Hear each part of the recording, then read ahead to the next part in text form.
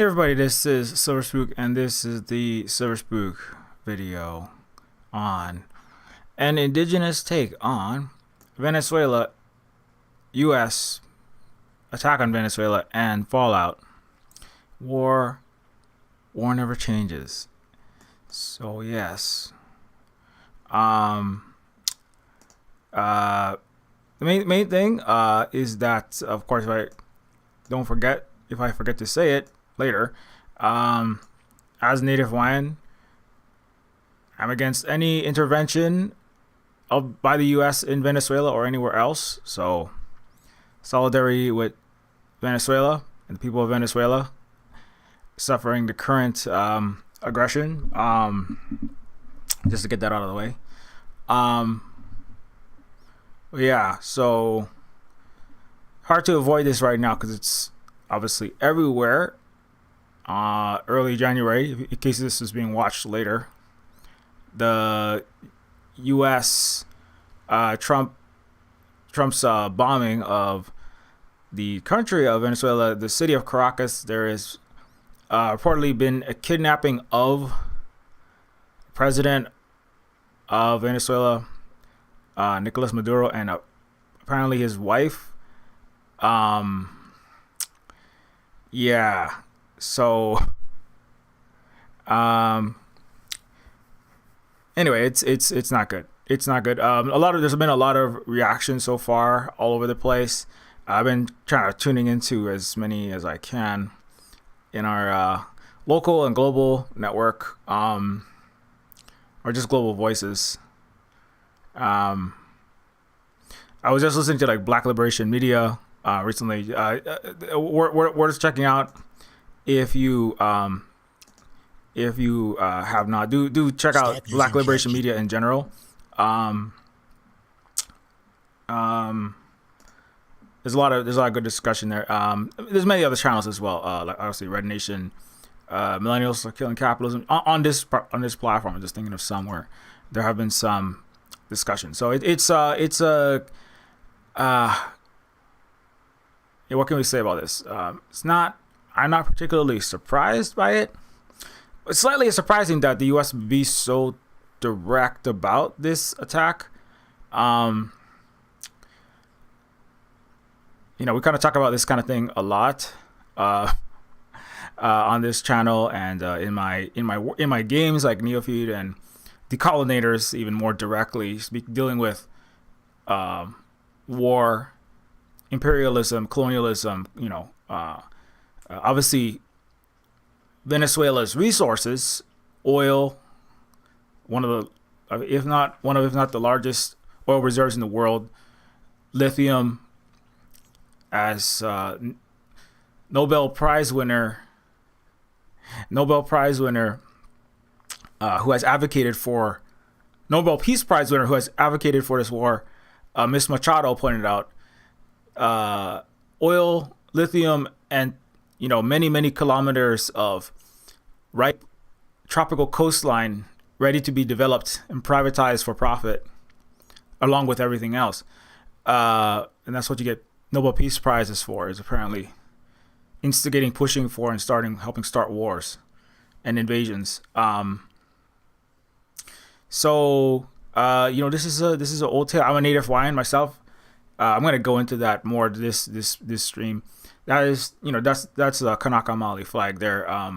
It's one of the symbols of our Native Hawaiian continued existence and resistance as an indigenous people, and a people that have suffered under colonialism, U.S. colonialism, U.S. imperialism. And so this is it's really terrible to it's sad, and it feels very close to home because it is something that has happened to us as indigenous peoples, as members of the global South, as people under the U.S. Monroe Doctrine, the U.S. American Lake philosophy. That's what they call the Pacific, right? Whether that's Guam, whether that's Okinawa, whether that's islands across the Pacific, whether that's Puerto Rico, whether that's the U.S. aggressions, colonialism in Guatemala, Bolivia. I mean, basically every single country south of the U.S. border has been couped, invaded, attacked, bombed, had people captured, kidnapped, assassinated. So many. I mean, it's just an ongoing. It's historical and it's ongoing. This is just the latest in history of this imperial colonial aggression by empires, which the United States, of course, is the global imperial hegemon, right? And so under Trump right now, but this is a bipartisan thing, of course, unfortunately. Very very naked direct attack at this moment. It's much more. It's almost like 1800 style, but Trump and his Marco Rubio, who has been he's in Trump's cabinet and has been adamant about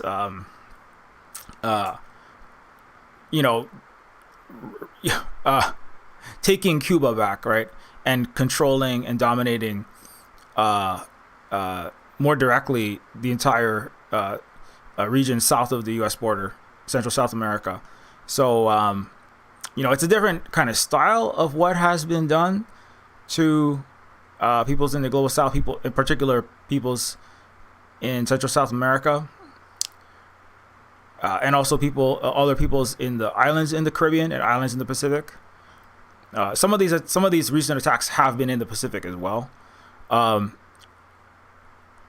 It does signify a little bit of part of this ongoing shift of the focus under the current administration of the U.S. into the Western Hemisphere and not so much globally, like less focus on Asia, European theater, Africa. Not out. But this is a lot of the this is an increased focus in in the Western Hemisphere, which Trump has talked about, and focusing on the Western Hemisphere kind of surrounding areas, the kind of McKinleyite doctrine, which is this is just kind of once it's kind of following through on that. I mean, it's not good, but this is something that has been telegraphed and has been discussed, and it is being engaged in. Anyway, those are just some like preliminary reactions to like what the recent news. Let me try to get the chat open because I might want to look and see what people are saying today, because of course this is kind of in part, like I wasn't planning to do this, obviously, because it just happened, like in the less than 24 hours ago. I was just planning on talking about Fallout today. But it seems kind of pressing, and it seems important in this moment to at least address this topic, particularly as somebody who is, as a native Hawaiian under U.S. Colonial capitalist, anti-indigenous, as Haunanike Trask said, the U.S. gives death to native people like myself, and of course oppression. So we kind of have to be in solidarity with all our peoples around the world, and particularly right now in Venezuela. So okay, let me just see here.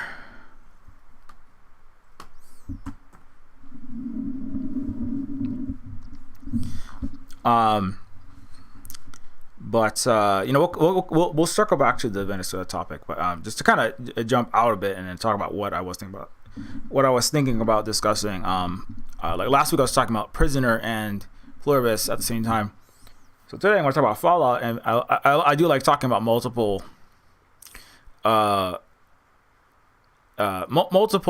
topics, multiple events that are seemingly disparate at the same time, or comparing, contrasting like how these things relate to each other. So in this one, Fallout Season 2, in case you don't know about that, Fallout Season 2 is out. was released on Amazon Prime. I'm a big fan of the first season. I've made at least one YouTube video specifically about Fallout, the TV show, and also Fallout history. Season 2 is Holly and I are really enjoying season 2. Highly recommended, especially if you like post-nuke dystopias, post-apocalyptic. I guess what do they call it? Like alternate continuum. It is science fiction. It's also like what is the term for it? Retro ray gun gothic. Like there's like 50s culture and style to it. So if you like the like that sort of thing, it's definitely worth a watch. Has Macaulay Culkin. Mr. Home Alone is now Mr. Rome Alone. Macaulay Culkin is in the bottom right. He's wearing the Roman Legion. I think his character's name is Lacerda the Lacerator. No, Macaulay Culkin is a member of the Legion, the Fallout New Vegas is Legion from the video game New Vegas, and so so he went from Home Alone to in Rome Alone. He was also in Walton Goggins, starring with Walton Goggins or he was an actor in the cast of Righteous Gemstones, which Holly tells me I should check out, which I probably will. I haven't yet. Walton Goggins plays Baby Billy. Anyway, okay, so TV and movie trivia aside, I did really like in particular like episode 3 of season 2, and it actually does directly relate to what's the current events, because and also specifically to the indigenous native perspective. In the left side of the screen, there's actually Dallas Goldtooth, who was a star of a TV show called Reservation Dogs. Shout out to, or he's one of the characters in Reservation Dogs. If you haven't seen Reservation Dogs, it is a native indigenous perspective based TV show produced by Taika Waititi, native Maori person, and Sterling Harjo, which is he's a Native American. I forget what his exact tribe is, but do check out Reservation Dogs. And Holly and I watched that entire season, that entire TV show, all seasons as well. But Dallas Goldtooth plays a indigenous ancestor that shows up in a very comedic ways. And it's a very fun time. Anyways, but that's not what this is about. So it's but Dallas Goldtooth is a native actor that is playing a veteran in this particular scene in Fallout. Season 2, episode 3, I believe it's entitled "The Profligate." Someone who is wasteful with their resources, and so it's used by Macaulay Culkin's member of the Imperial, los imperialistas de los Estados Unidos de America, right? I'm sorry, America has dissolved by the time we're at the point in the alternate continuum of Fallout season 2. There is no America, so it's just los imperialistas de New Rome. It just literally is just. I call the United States in Neofeud 2 the Star Spangled Roman Empire, and then those who come after are the unhealed descendants of the Star Spangled Roman Empire. But in Fallout, it's just literally, wannabe Roman Imperials dressed up in Hollywood costumes. Anyways, so there's a lot going on there. But what Dallas Goldtooth's character is a native member of the U.S. Armed Forces. right? I believe he talks about. I think he was in power armor when he he in this part of Fallout season 2 episode 3. He is in a veterans. They're at a veterans event, right? Like in the background, I don't know if you can see that, but there's all these veterans of a war on the Reds, the Red Menace, right? It's a war. I believe it was fought in the vicinity of the Aleutian Strait, like around Alaska, Kamchatka, or eastern Russia, the eastern tip of Asia, where Alaska reaches up over the Pacific and it intersects with the Asian continent, right? And that there's a war. I forget the whole history of this Fallout lore. I'm not that much of a Fallout expert. But like there's a war that Cooper Howard, played by Walton Goggins on the right, who's staring into the native veteran's eyes. He fought for the United States against the Reds, communists, a lot of Cold War era Red Scare, McKinleyite tropes and lingo comes up in this episode. Like Robert House, he's kind of a Robert House is almost like a stand-in for all imperial intelligence. He's like the CIA is obviously partially who is credited with what is currently happening in Venezuela, which is not a full-on direct army to army conventional war. It was a attack, a sudden attack, a strike with special forces, kidnapping a leader, orchestrated by imperialist intelligence. And Robert House in Fallout, right? He is the man who knows everything. He's like there's a scene in the teaser trailer for the season, and where Robert House, so we can get that guy.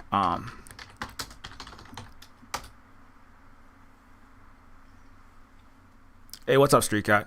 Where Robert House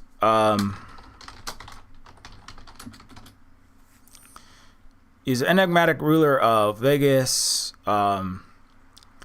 He kind of looks at the camera, sitting in his control room. I'm not sure where exactly it is, overseeing everything. He's got all his computers. He's got all of his spy apparatus, all his databases. He's the CEO of Robco, that produces robots and artificial intelligence. He produces central intelligence and also artificial intelligence, which work together. He's responsible for the Robco robots. Some of them go haywire, and you have to fight them in Fallout, the video games. They fight some of them. Some of this episode's characters end up fighting these berserk robots. Some of them just start talking to them in this season. They're everywhere. They're kind of like retro 50s, like vacuum cleaner tube arm. They're like retro 50s robots, right? Anyway, so Mr. House is the central intelligence.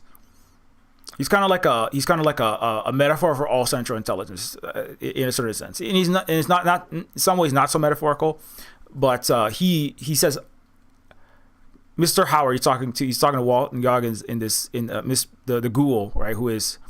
He's a cowboy TV show Hollywood star, a cowboy TV show. He's like a John Wayne, Clint Eastwood type Hollywood star who is also a war veteran, right? Fighting against communism, fighting against the communists in this previous war. And now Mr. Robert House is talking to Cooper Howard, saying, "You are the very best at your job, right? Acting." And he says, "And I'm the very best at my job." and my job is I know everything. Right. It also relates to we were talking about last week with the prisoner. Right. I was talking about the prisoner, pluribus and the prisoner at the same time.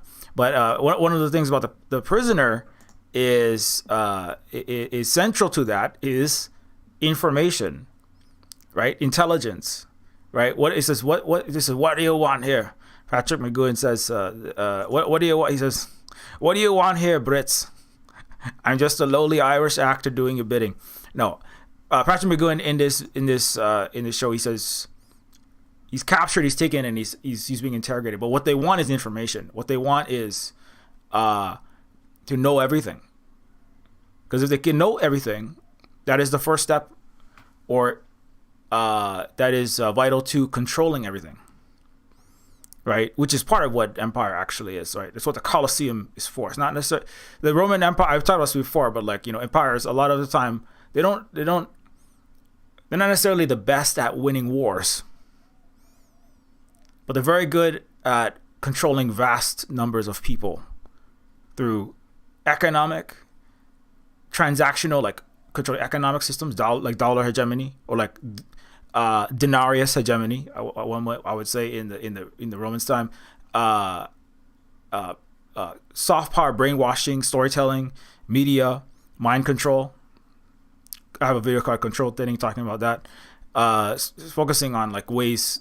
Those are the ways to control. There is military hard power, but ultimately it's a small number of people at the highest echelons of a vast imperial structure. The British Empire, American Empire. The Romans have their Caesars and their oligarchs behind that, but they always need to be worried about what happens if the empire implodes. What happens if someone beneath, or the hoi polloi as they would call them at the time, rise up? And so the bread and the circuses, right? The Netflix and the cheap Walmart, you know, or used to be cheap Walmart, food and TVs, you know, for the British Empire, right? Just, you know, at least, you know, you're in London, able to seek out, you know, you can eke out a decent life, perhaps, if you stay inside the imperial core and don't be from one of the colonies, right? So it's a huge, expansive structure that requires information,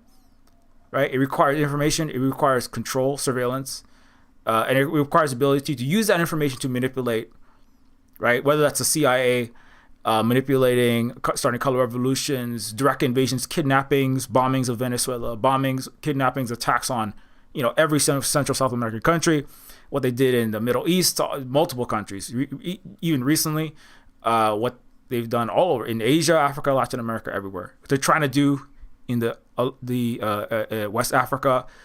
Shout out to the Alliance for the Sahel States for resisting, even more so that their resistance, their anti-imperial resistance and anti-counterintelligence, all means necessary of Burkina Faso, Niger, and Mali, among others. They're only being vindicated in their stance because that's the purpose, right, of knowing everything, collecting all this information, is to be able to pinpoint, because if you can take out a particular leader, if you can brainwash a population, right, into believing, I don't know, all the Somali daycares are stealing all this money, and so we right, and you can rile people up with that. Like, that's part of the modern Colosseum too, right? The Colosseum was a Roman, and the one thing that the Romans did innovate in that sense, looking at the Macaulay Culkin in the bottom, crucifixion.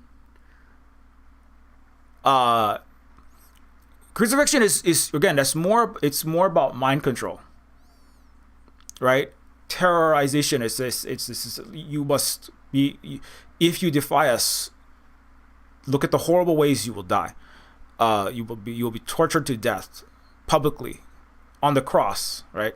And as the current oppressors of the Levant regions, Jesus' successors, right? Jesus was, you know, he was born in Bethlehem, and you know where that is, which is currently under the rubble still. It's not necessarily about being good at winning any war, actually, right? But it's about mind control again, right? The crucifixions are about mind control, right? So is the attack on Venezuela, right? It's to communicate a message. It's to instill fear into Colombia, into Brazil, into all Central South America, right? Because the reality is, I mean, the U.S.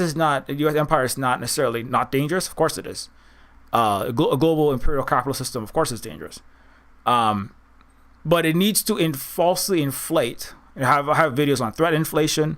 We have videos on various paper tigers and the global reorienting, BRICS, a new multipolar world. This whole many videos that we put out about that. But like, the United States is currently is losing wars around the world. Has lost wars. The concrete reality of how powerful the United States and the collective capitalist oligarchy and transnational elites that operate through the United States, its military, its dollar hegemony, its Wall Street, its system of prioritizing, its imperial core, right? It prioritizes and carries out the bidding of global ultra-rich classes through Washington, through DC, through New York, and its Wall Street, stock market, the world's largest stock market, etc. All of that, obviously the tech and the AI and the big wannabe techno kings are also a part of that system, right? And that's all powerful, but it's not all. It isn't all powerful, right? It is like this is a horrible thing that's happened, but it doesn't change. It doesn't actually change the reorienting of the world, where the United States is and its G7 is smaller, and it's still growing smaller relative to BRICS and other blocks around the world, right? Where the United States, in purchasing power parity terms, is not the largest economy, and it's not the most. It has the biggest military spending. That doesn't mean that it can actually get its way everywhere that it wants in the way that it wants. It can interfere. It can cause a lot of problems. It can, bomb countries. It can, it could blow up Yemen. It's blown up, obviously, a whole bunch of regions in the West Asia. It's trying to blow up a lot of bomb and attack many parts of Africa. It's trying to, do all kinds of, start all kind of proxy wars in Asia Pacific, East Asia. It's, it's not good. But I bring up the crucifixion because Venezuela is being crucified. Like, it needs, because there is one particular war the United States is not winning. It's the one that is actually a stand-up direct confrontation, and the U.S. and its allies, it's that war that is it's vast amount of resources. That's actually where the huge amounts of resources, huge amounts of weapons and soldiers are going into. That one is not going in the favor of the United States, right? And Donald Trump, of course, is somebody, as a Roman Caesar with star-spangled characteristics. He needs a win, which is, I think, Donald Trump. I don't think he necessarily thinks of it this way, but he does understand how empires work. And how it works is perception, right? It's like, obviously, many things he says and does, these are he says many things, right? He's going to make America great again. It's not work. That's not really what's happening. He's going to build up America's industrial capacity. That's not really in the cards. That's not really happening either. That's actually declining.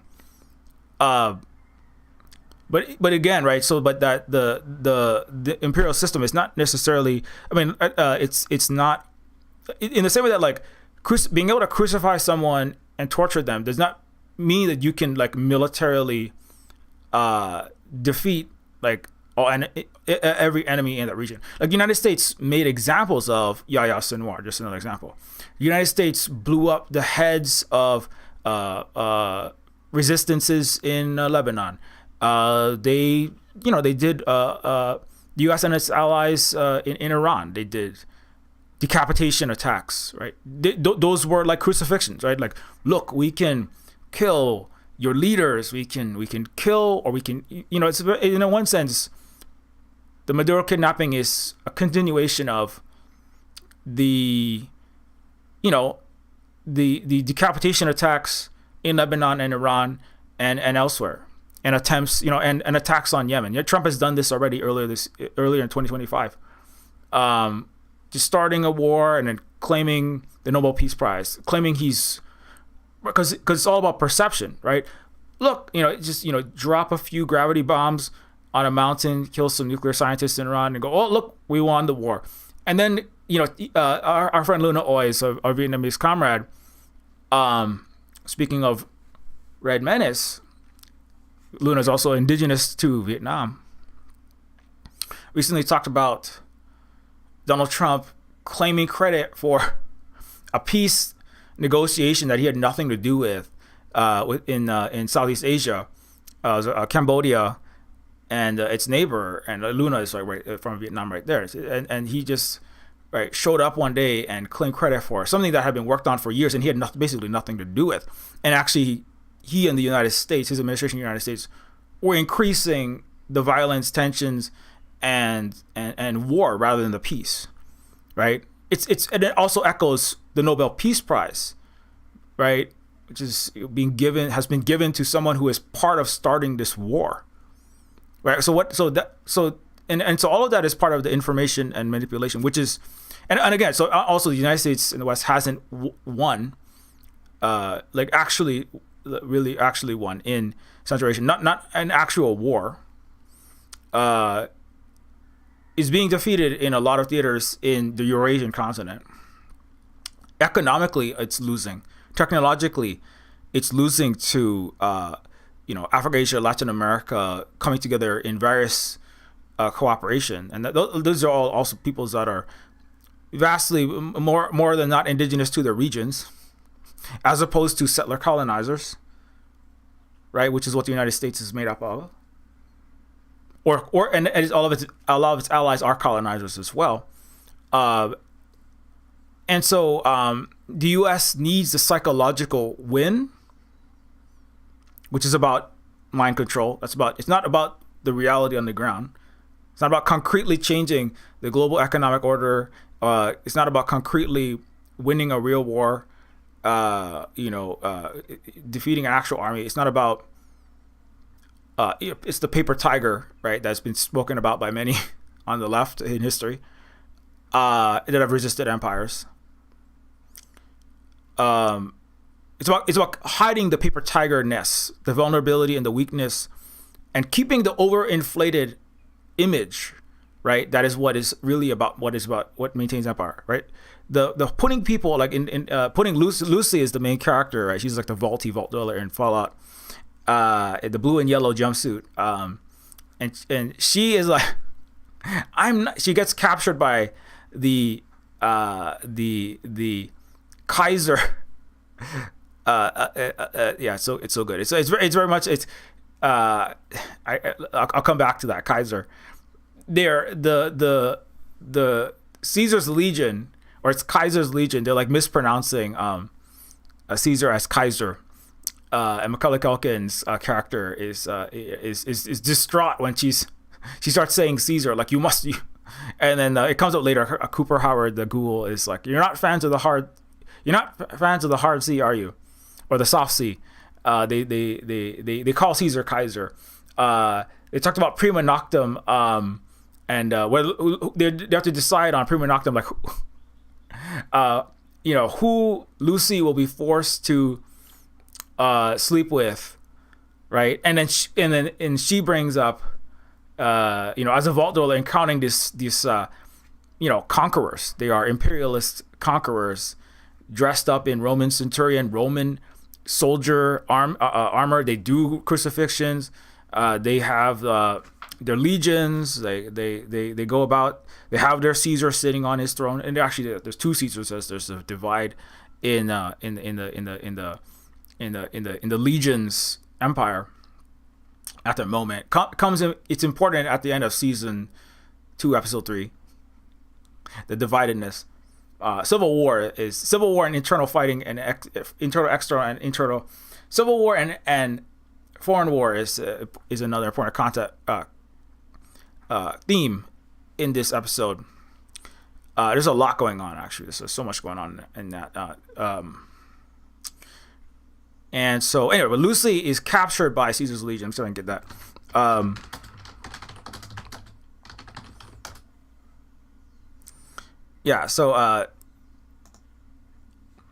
So she gets captured by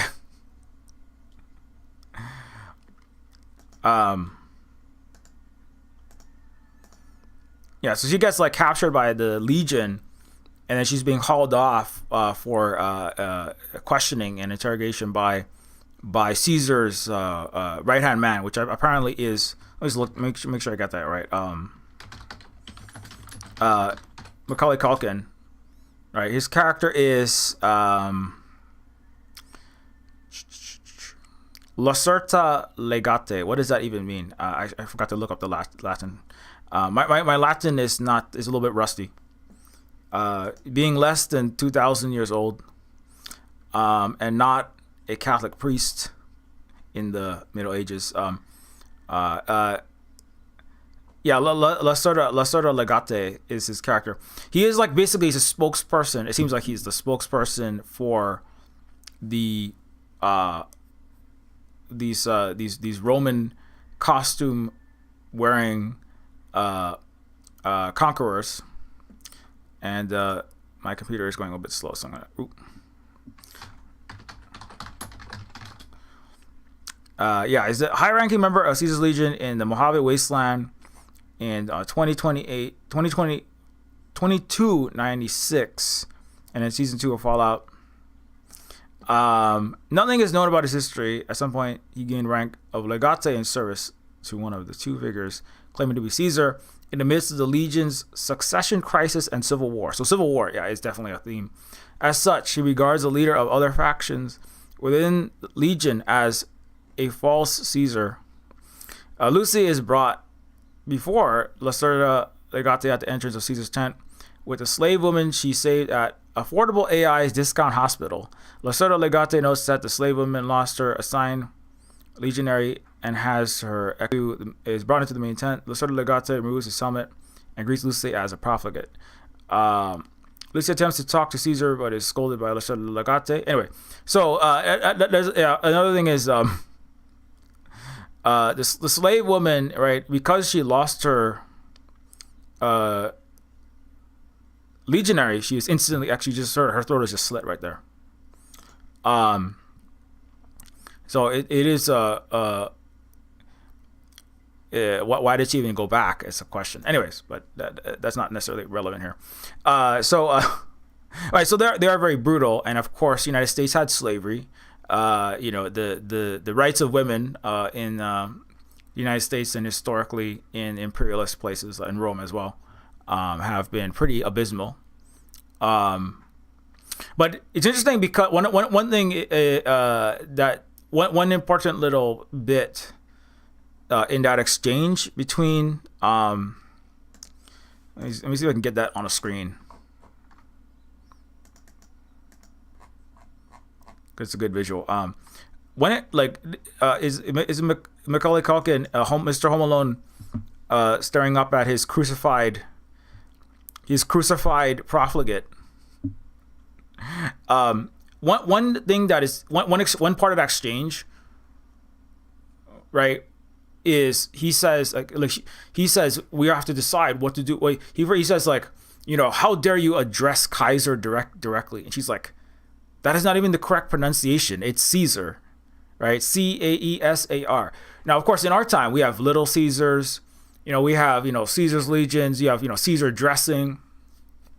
Julius Caesar is moving, everybody, most people now in 2025, 2000, 1990, most people, English speakers would know how to pronounce Caesar, right? It's like an everyday word. I mean, this freaking popular fast food pizza chains named after this guy. So now in 2296, right, Literacy is gone. Uh, United States has long collapsed. Um, it, along with its Central Intelligence, started a nuclear war. Which that's a part of Fallout Season 2, which is that you find out who the Central Intelligence leaders initiated a nuclear war. And this is actually not far from the truth. The United States Pentagon, U.S. Leadership has threatened, nearly started nuclear war countless times, like actually over 100 times. Just 60 attempts were leaked by whistleblower Daniel Ellsberg on 60 plans to do a nuclear launch at China and like kill hundreds of millions or more of their people, risking total nuclear annihilation of everything on Earth. Right. So Fallout is partially a documentary about the United States and about Western colonial imperial capitalist anti-communist also system, which has risked the death of everyone on Earth several times. It's important to point out it is the United States, right? It is the empire, right? That has has a direct, its actual official stance is basically unchanged. Its nuclear doctrine is we will strike first if it benefits business interests. Or basically like if the imperial oligarchs, right? If the Caesar or the oligarchy around him, right? Roman, British, American, or future Caesar, if it benefits the private, ultra-rich, powerful, all-knowing, or wanting to know all and control all interests, deem it beneficial to them, right? And that's actually end of Fallout 1. You see that. There's a discussion between extremely wealthy men, corporations, and Cooper Howard, the ghoul's wife, who's part of that. Right? She's almost like the token black lady at the rich old smoking jacket Skull and Bones Club. And she's the one that says war never changes.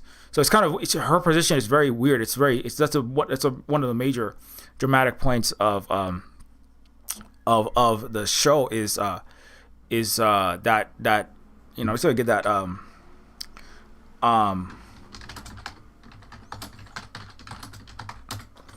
when he's watching his wife like basically say that she's gonna help plan the end of the world by blowing it up, right? It's a really sad scene. It's like he almost goes into like he almost has like a stroke. He almost like has like a heart attack or like almost he's in total absolute shock, right? You can get that image. Okay, I don't know if I'm able to get it, but So she actually says, right, we are going to drop the bombs ourselves. We will start the end of the world, right? And now Cooper Howard is like, this is not possible. This is not possible. He has been going to communist meetings, right? He's accused in Fallout. He's accused in this of being a communist, a pinko, a traitor to America and capitalism, which are synonymous, and you are, he's accused by the CIA head, Mr. Intelligence, Mr. Robert House, right, of being, right, a traitor, a damn gay commie, and in the bathroom, which is it's kind of, it's a little bit ironic because the way Robert House is doing, he's being almost very like, he's almost hitting on him while he's accusing him of being the gay pinko commie, because that was a saying that they would, as part of like a homophobia wrapped up in anti-communism, wrapped up in a pro-imperial, pro-capitalism, pro-Americanism, right? It was often like it's even in it was in Umbrella Academy when they go back to the 60s. I didn't raise a homo commie son. Now sign up for that American military and be a man and fight the Vietnamese. Fight them Viet, all kind of anti-Asian racist and anti-communist slurs, right? Get everyone right. And so, but it's like Robert House comes in and says, some say you are a pinko, but he's almost like hitting on him. And I think Cooper Howard says like, I know you're not a veteran because a military man wouldn't talk politics while a man's got his dick in his hand, something like that. And like that's interesting. There's a lot of levels to that statement, and so there is like anyway, so there's and obviously anti-indigeneity, right? And I brought this up before, like John Wayne, Clint Eastwood, right? John Wayne, these cowboy stars. Ronald Reagan was also, right? He starred in cowboy movies, Cowboys and Indians movies. Why do people say, right? So many boomer men, right? They're like, they're cowboy movies. Even my uncle, right? He was a boomer. He's even a Hawaiian guy, but he loved the John Wayne movies. Like he still loves those. He loves those cowboy movies. He loves watching those old cowboy because that was what was on TV. My dad was definitely a boomer, and he there's pictures of him wearing a cowboy. He's an Asian Pacific Islander Hawaiian guy. He's under U.S. occupation. We're under U.S. occupation, not unlike Venezuela. We've been under it longer. Donald Trump just said he's going to run the U.S. is going to run Venezuela. So my dad would wear a cowboy hat, and like he has pictures of him carrying like toy cowboy cap guns, right? Because that was important. That was part of the Colosseum, right? The mind control. I mean, coming back. So crucifixion is terrorization and instilling fear into people's hearts. And the Colosseum, important Roman events of mass mind control to get everybody wrapped up with the bread and circuses, distracted from the problems internally and the suffering that's been caused and brainwashed, right? Like it's like the ancient Roman CNN / Catholic Church / Protestant Church / university system / now the social media, all media, all Western media is all part of larger, more massive, far more teraflops and 7-nanometer chips requiring, right, and so much more NVIDIA chip intensive Colosseums, right? That's what a lot of the Open World Empire is a book just about imperialism and video games and brainwashing and mind control and conditioning through not just television, video, film, which we talk about all the time, but also in the world of games and obviously in social media, which is all manipulated algorithmically and in other ways. And now with this malfunctioning, broken, fully programmed software they call AI. Anyways, so but the television, which Cooper Howard is a star of, right? So in this, coming back to this image, right on the left, Walton Goggins, he is a white American man who fought against red communists for American capitalism, for the empire, right? I'm sorry, the rules-based order. So for freedom and democracy and human rights, not empire control and Venezuela's oil, and the lithium and domination of the semiconductors and global international economic system. And Niger's uranium. It was just for freedom, human rights, and democracy, right? That's why U.S. is talking about attacks in Africa simultaneously in Venezuela. Anyways, okay, so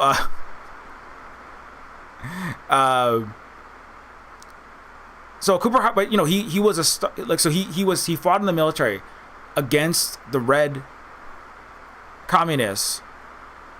Now he comes back and now he's making TV shows, he's making movies, right, where he shoots red Native Americans. And that's and preparing to shoot the red Asian, right? That was I bring up Ayn Rand's the motion picture preservation of American values organization, right? Screen guide, the Hollywood screen guide for the preservation of American values. I bring this up often, but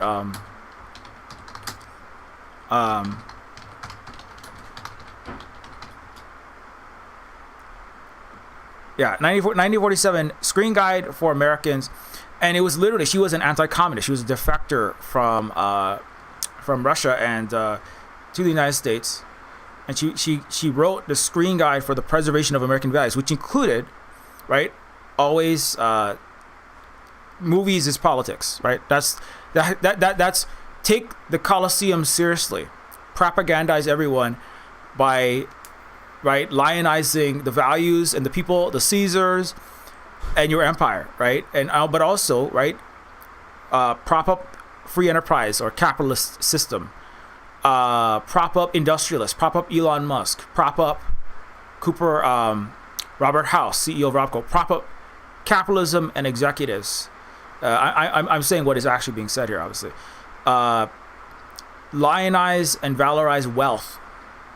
Greed is good, as they said in, as Gordon Gekko says in 1980s Wall Street.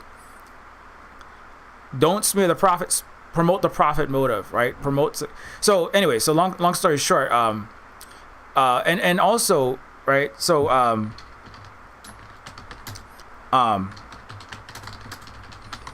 trying to get some of the. So when John Wayne, right? When John Wayne was shooting red Native people, it was about strong individuals, right? Getting on their high horse. This is what Ronald Reagan even ran on, right? Strong individuals with guns, right?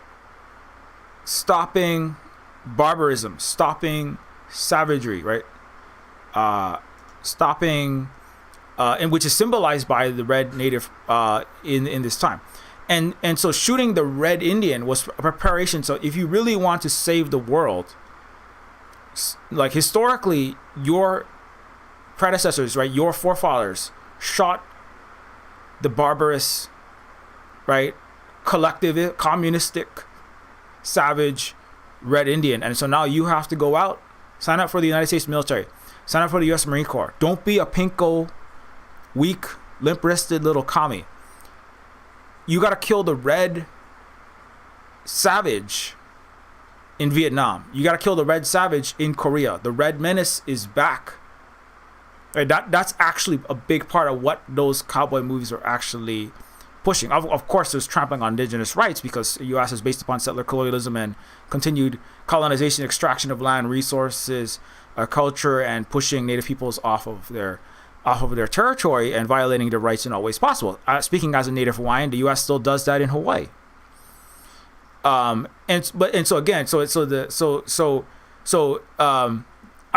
when you have like this Native veteran directly scoring off with, it's the funny thing is actually like, because the Dallas Go-To's character,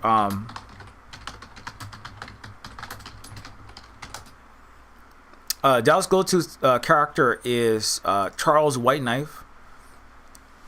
Charles Whiteknife, Dallas Go-To is this Native actor, and sorry, every time I go to this site, it goes a little bit slower.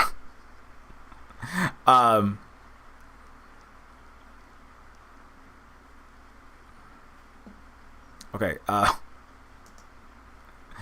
Let me try and exit and come back. Yeah.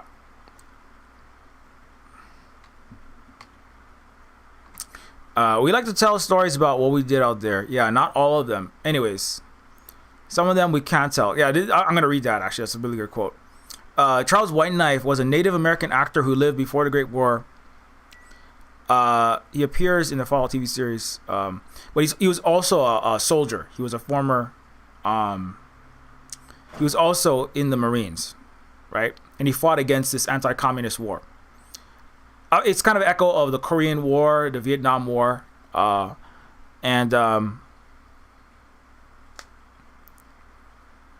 American veteran, Entertainment Alliance, U.S. Marines. And this is actually a really good quote. So, like, Charles Whiteknife, this Native American former U.S. soldier, which is, I think, it's pretty important because actually disproportionately Native Americans and also Black people and Native Hawaiians too are overrepresented. So more of us as a percentage are in the U.S. military or have served in the U.S. military than the white population, the Caucasian population, right?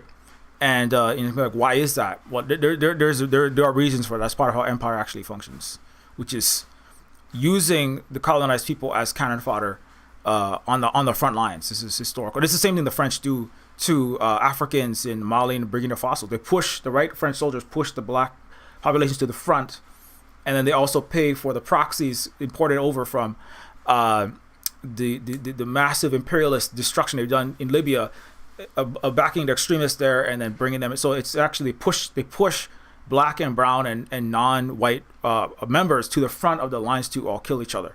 It's actually part of how empire actually functions, and it's one of the worst. It's really a terrible thing, and also makes it brainwashes Native people into hating themselves, hating ourselves, and it's very sad. But anyway, so and that's why that's Charles Whitenave's character in this show is actually pretty important. I would say I like the inclusion of the Native U.S. veteran. Okay, we like to tell stories about what we did out there. Yeah, not all of them.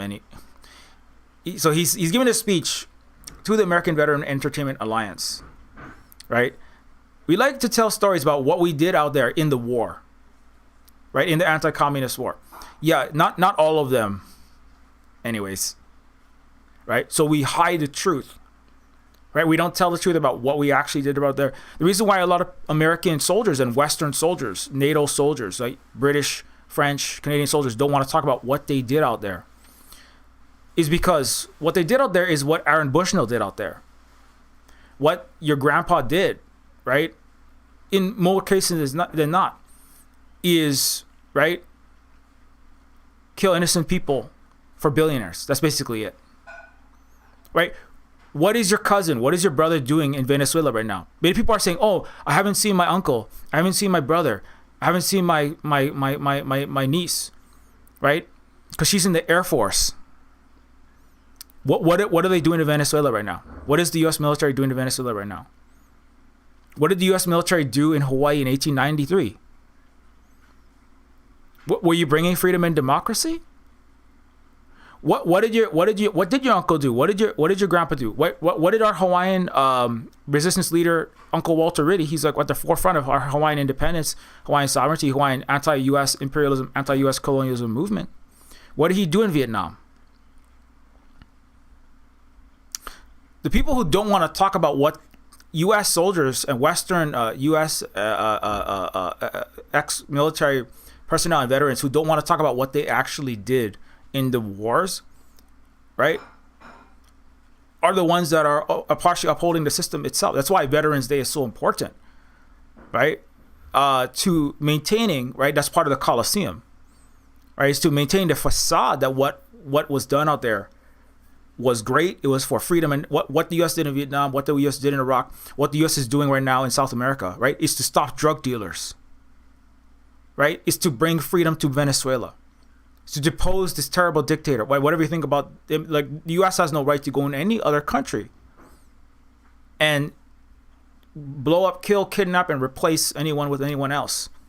Given that the U.S. has has the worst at this moment of all countries records of anti-democracy within its own country. 99% of all policy is determined by money, not by what the will of the people is.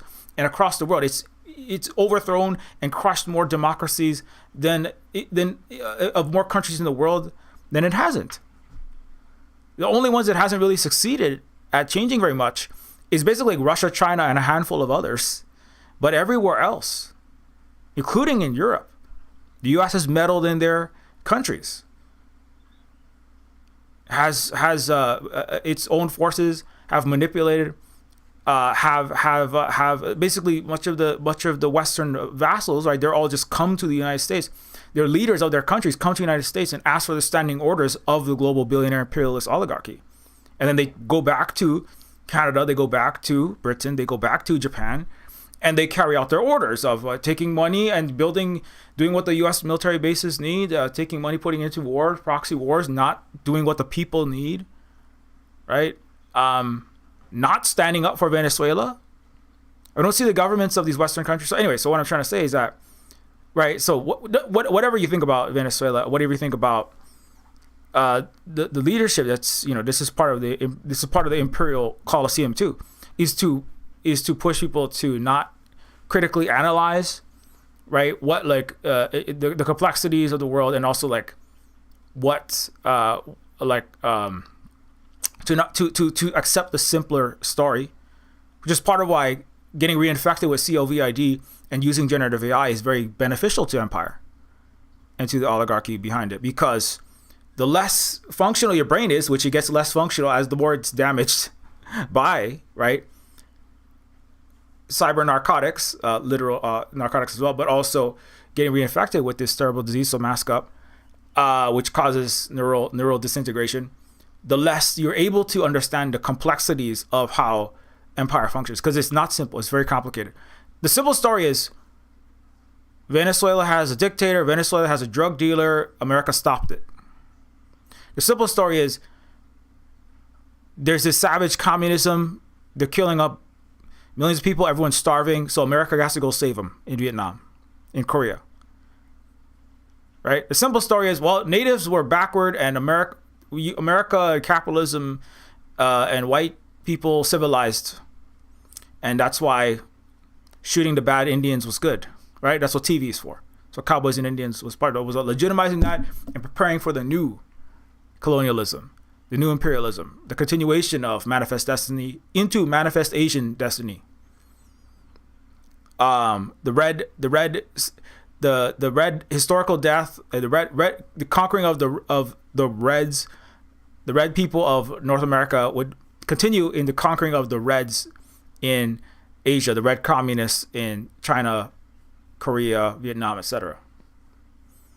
Right, and that was the simple narrative.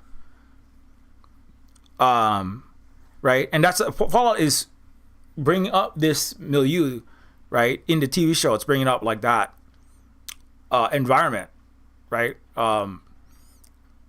which isn't fully gone. It's still there. There's still a new Cold War. The U.S. government just passed, I think the Congress just passed, like with a vast big majority, a pro-capitalism and anti-socialist. America is a pro-capitalist, not communist, not socialist, is anti-socialist country. Like it's weird that you have to pass like an ideological. It's almost like a rooting out. I don't know what is the point of that. It's just like we believe this. It's like passing a bill that says we like vanilla ice cream, or like, we're passing a bill that says like we like money.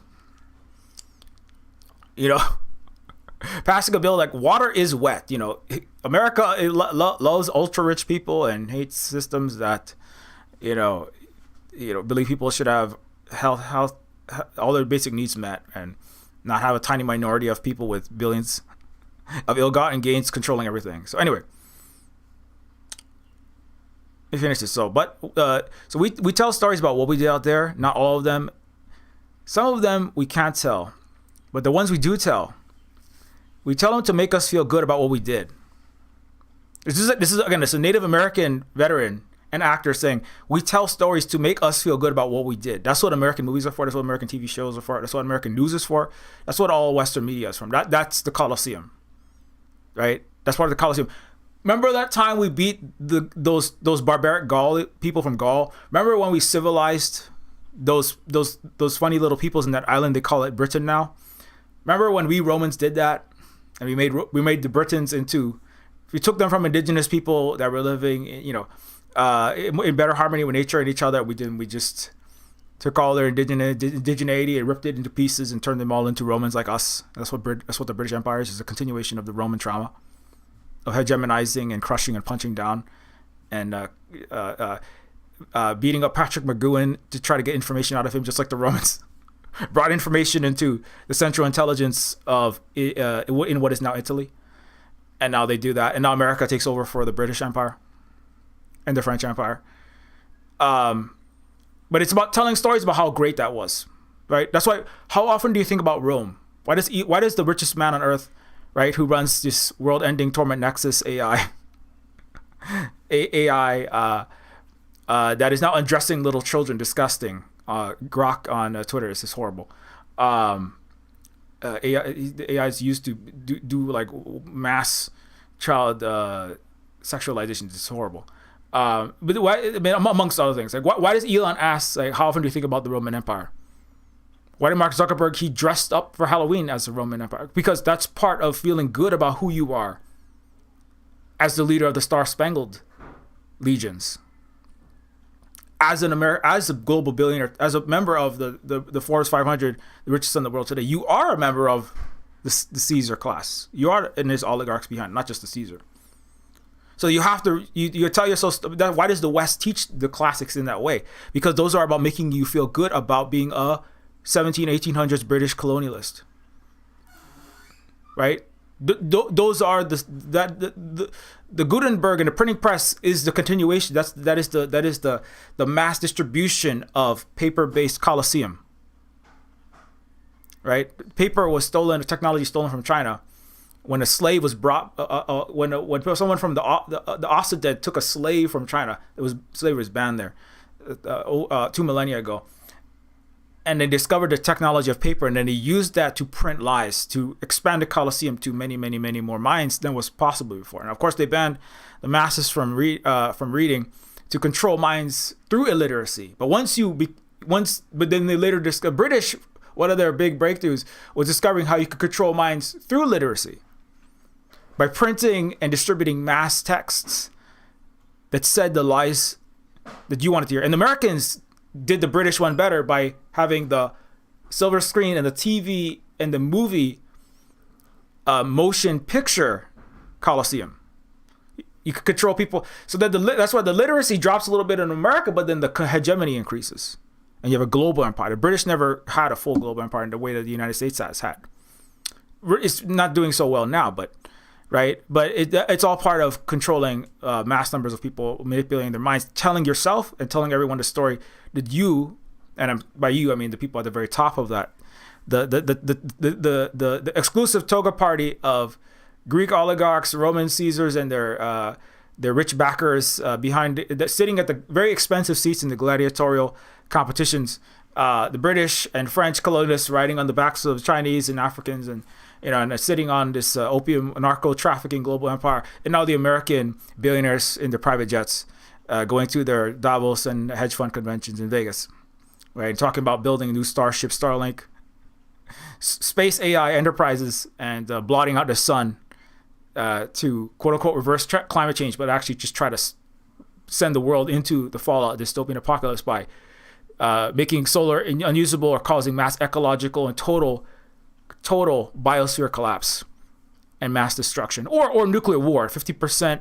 There was a 50% chance reported if the United States launched long-range missiles into Russia and hit early ICBM, intercontinental ballistic missile warning systems.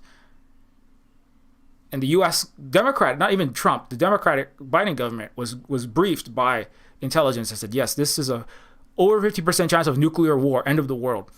U.S. went ahead with it anyway.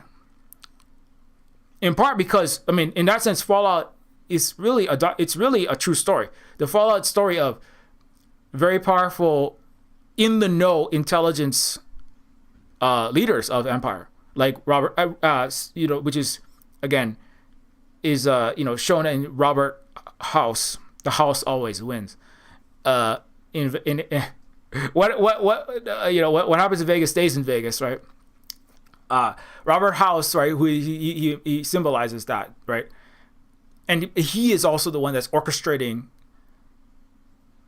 he is orchestrating, and there's also a brainwashing Americans to become communists, to infiltrate, to make it seem as though, right, the communists launched the first direct attacks, right? Or I think it's the Chinese that in the world of Fallout, the Chinese, not in this Earth, but in the continuum of Fallout, in the alternate continuum of reality of Fallout, the U.S. and China go to nuclear war. That's what starts. But Robert House I believe it's implied that he has. It's early. It's only season 3 is out. If you're watching this later, that some of the vaults, there's like a Pavlovian torture where they have people with their eyes, like they're like dead, sitting in front of TVs that are spouting Mandarin and communist propaganda. Right? It's it's. The thing, the difference between communism and capitalism is the communists, everyone has propaganda. Everyone is propagating ideas that they have. The difference is like the capitalists in the West or Western world doesn't like no, and they're not taught. They don't understand that they are also being propagated. They are also having ideas propagated to them. They are being propagandized, right? Whereas communists know, well, we have our propagation of our ideas, and then capitalists have theirs.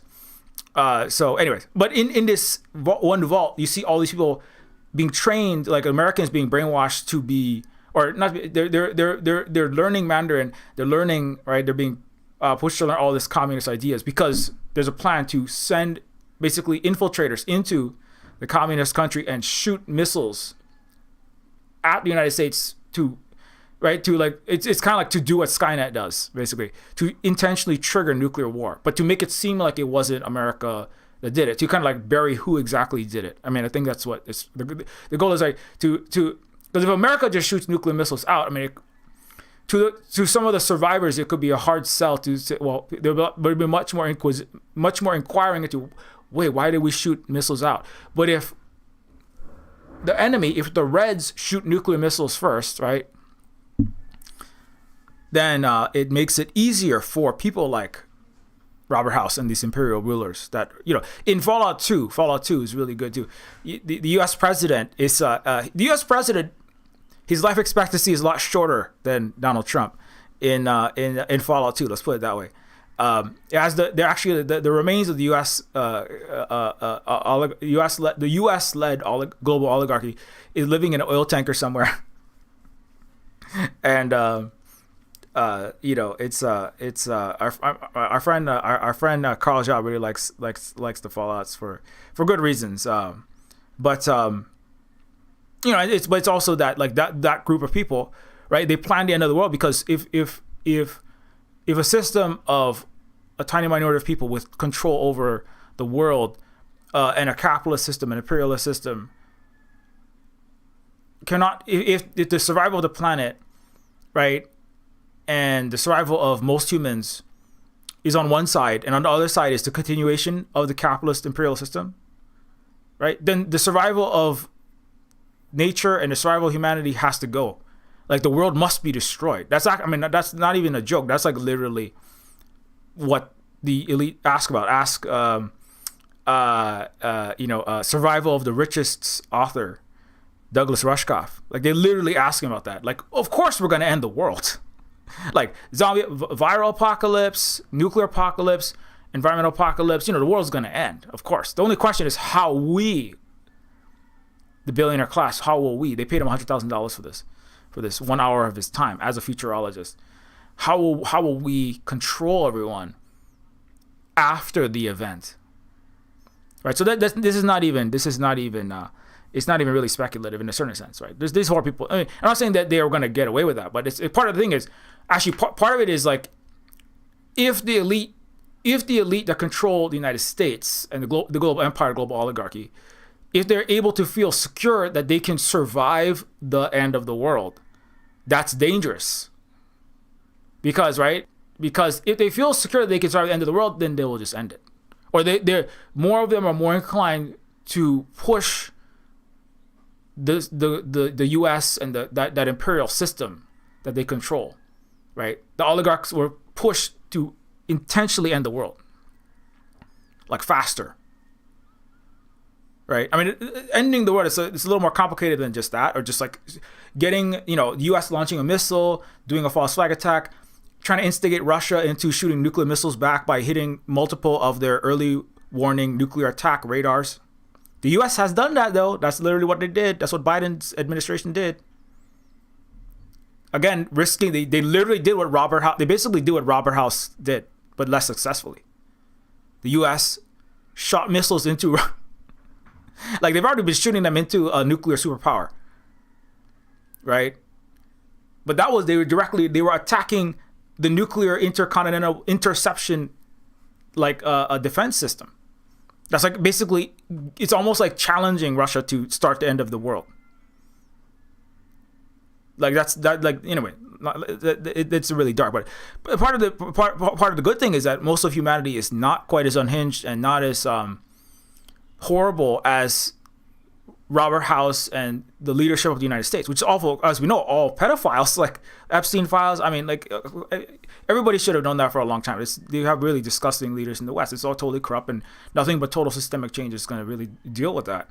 But the good news is that most of humanity doesn't. I don't think most Americans, people in the United States, certainly indigenous people, believe that what the U.S. is doing in Venezuela is right, or that most of the other wars have been right. Some people are deeply brainwashed, and they say, yeah, of course, we got to go get that Venezuelan oil, take out that drug dealing Venezuelan, despite the U.S. government being like one of the top, being the top global drug trafficker. CIA, U.S. agencies are like the top and behind, pulling a lot of strings of all the global drug ring, just like the British and the French were in the time of the Opium War. And the Golden Triangle, U.S. 83% of all heroin was coming out of poppy, which is the precursor of heroin, was coming out of Afghanistan, which the U.S. was controlling. And then, when they figured out we could synthesize fentanyl in ways that we can control and then blame on Mexico, Central South America, Venezuela, and China, then we'll synthesize fentanyl and traffic it ourselves for our dirty wars and our funding our central intelligence operations. Anyway, so let me finish this quote since I got this up on the screen. But so my point is that like these are all of that is stories that are told to make the members of the empire feel good, to make the people, the soldiers, feel good about what the war that they're fighting was worth fighting. It was the right thing to do, right? And he says, so we tell these stories to make us feel good about what we did, to give us hope that it was all for the right reasons. But we're just Marines. We don't get the privilege of knowing, as opposed to Robert House, who knows everything, right? As opposed to the imperial leaders, right? The Roman soldier, right? The Roman phalanx spearholder, he doesn't know anything. The Roman Caesar and his oligarchs, he knows everything, right? We don't have the privilege of knowing. We just had to go off of what they told us. They told us that it was all on the line. The fate of the whole free world. With the stakes stacked that high, we didn't get much choice, did we? And I guarantee you, the guys on the other side got told the same shit. At the end of the day, we just gotta hope that we bet on the right side. The right side, the side that protects the people you love. Because if it did, I guess that's worth doing pretty much anything. Even something bad. Anyway, so that's like a speech. He gives that speech before, Cooper Howard is being asked to basically kill the most powerful member in the of the U.S. oligarchy. Right? And it's pointed directly at him. And so anyway.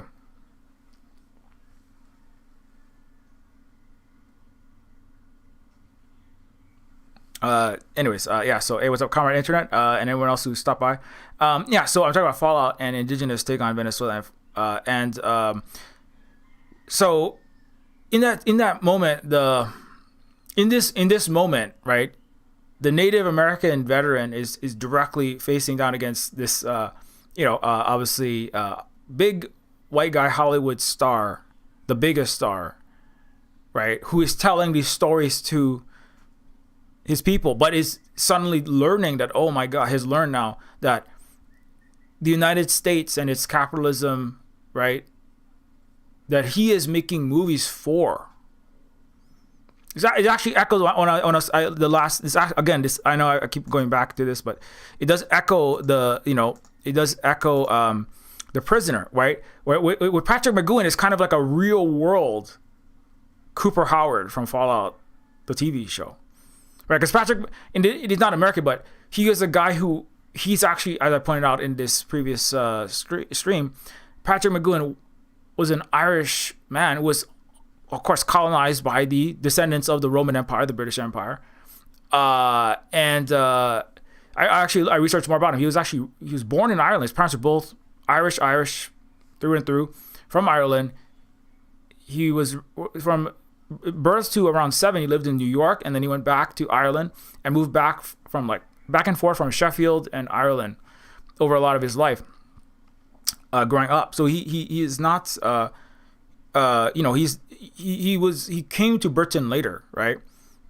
And anyway, but he spent a lot of time making movies that were about propagating this idea that the British intelligence, right? He played Danger Man, right, which is like the most popular show on TV, right? So again, I was just reading that, right? The quote.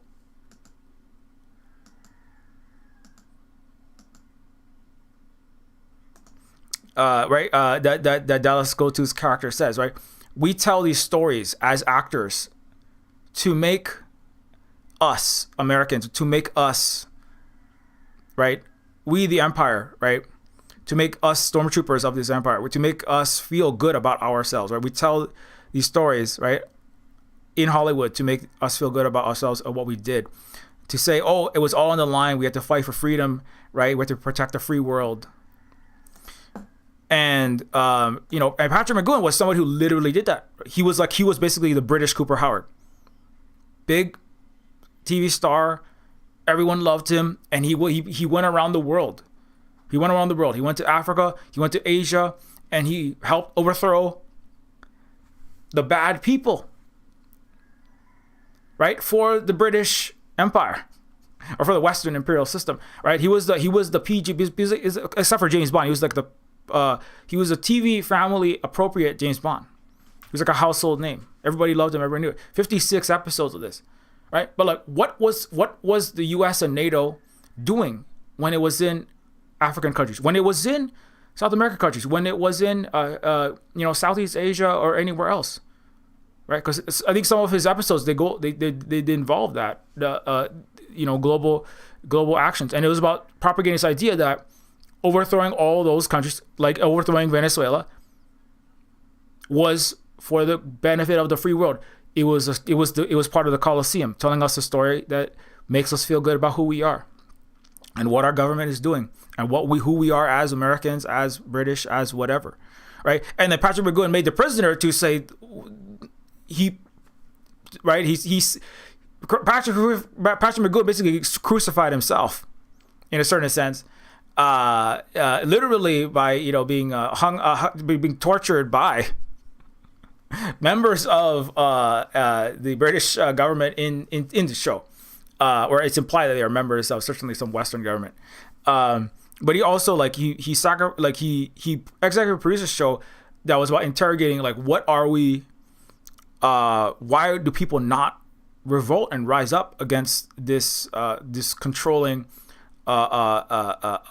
abusive structure that we exist in, right? And also kind of like an apology, in a certain sense, because it does directly criticize, right, all of that intelligence apparatus. And people were very upset by a lot of it. People didn't understand it because it wasn't the usual, easily digestible story about the good guys, us, British, American, West, capitalists, and the bad guys over there, communists, countries in the global South that, are in the third world that are not doing right. They have nasty Maduros over there. We got to overthrow them with James Bond, right, and Tom Cruise and the MI6 and the Mission Impossibles and the Liam Neeson. My daughter got taken by somebody that wasn't doing what America said, and they had some oil. I'm sorry, they had some freedom that we needed to bring them. And so he made this TV show as a in a large part as a kind of direct response to the advanced systems of control. I talked about, I won't retread all that ground, but he was a TV star who tried to turn against the system that he was pushed to the front of to prop up. That's what I'm trying to say, right? Cooper Howard in the real world. Cooper Howard is a fictional 1950s Hollywood movie star but he is also ultimately I shouldn't say what he's done yet, but he is pushed to, he's going to red meetings. He's going to communist secret meetings. He's being asked to help them, right, to stop the empire that he has been propagating by telling the stories beneficial to U.S. capitalists and imperial interests, right? By being the good guy with the gun, right? by playing probably a movie about the war where America does the right thing and saves the Koreans, right, or saves the poor Asians from the communism, and America did the right thing in the U.S. did the right thing in the Vietnam War or whatever else wars they were. The Vietnam War is a little bit less popular for a variety of reasons, but the draft not being one of them. But this idea that, but it's a similar thing where he is actually trying to, he's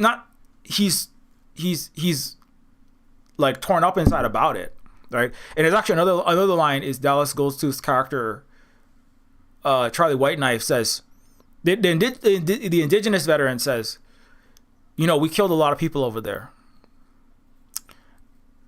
Maybe we didn't kill the right ones. And then Cooper Howard looks at him and he gives him this look, right? Because for a lot of Native people, that's like Uncle Walter Riddy. If you want like organization to follow, look up Iron Mamona. I'm sure Holly's already got that. It's one of our Hawaiian anti-imperialist, anti-colonial organizations, among others. Uncle Walter Riddy is one of our Native Hawaiian leaders here. He's an educator, activist. He was brainwashed by the United States. Kamehameha Schools was a boarding school. It was a colonizer school that was propagating U.S. pro-capitalist, pro-American history, or pro-American ideas, and he went straight from there into, and he went when he got out, he entered the military, and many went straight into the military. And he started in let me see, get that. Oop.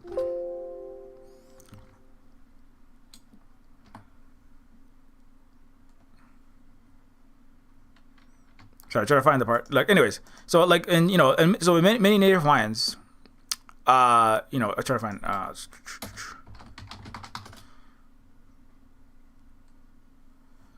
But yeah, he was one of the first in a lot of his generation. Actually, Bumpy Kanahele is one of them. He's still around too.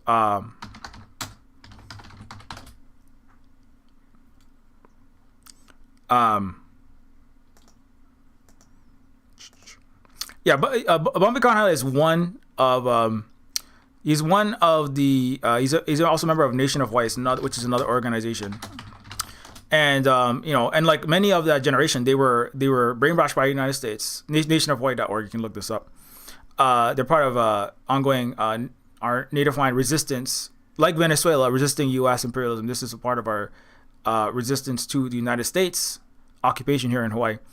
But he was in the U.S. military, and when he came back, right, was horrified by what he had seen, what he had done, what he was propagandized to do in the Vietnam War, right? And my uncle was also another Hawaiian who was brainwashed, pushed into war. He didn't come out as well, but like I said, the United States uses Hawaiians, uses indigenous people as frontline cannon fodder. They tend to push them usually they go into the first round of combat. They have the highest death rates. Same thing for black and brown people, black and brown Americans, but people everywhere, right? It's the first front line to get shot, to get killed. And those who survive come back, and they're like radicalized, right? That's a lot of the Hawaiian Renaissance in the 20th century, right? And a lot of that energy came out of coming back from these wars against communism, where indigenous people were being sent off to kill other indigenous people for the white man, for the white capitalist empire. And just like that, like it either just completely destroys you, or a lot of times you just withdraw from society totally. Just another person, Hawaiian person's who's a dad, I know for sure, like he basically, drank himself into oblivion and died early because of what it does to you, right? When you were raised to believe, right? You were told all these stories about how great America was, defending freedom, human rights, and democracy. America and all its friends in Europe and all these great Western free countries with their free democracies, and you sign up for the military, and then you go out and you're unaliving children, you're burning Vietnamese villages, you're spilling Agent Orange, right? You're giving targeting information like Aaron Bushnell to unalive innocent people and children and starve them to death. Now, most American soldiers don't choose to burn themselves alive in an act of mass extreme communication, right? Many of them just fall into line and raise a new generation of stormtroopers. But a lot of Native people, either you go really radical and you go, we have to do whatever we have to do to fight against this system in our nations as Indigenous people, or you become, it can really destroy you. I mean, just understanding the true history of the United States as a Native person, or an Indigenous person, an African, Asian, Latin American person, or a Native person anywhere, it's very difficult, obviously, to deal with. Even more so if you have killed people for your colonizer. If you kill people for your oppressor, what do you do with that?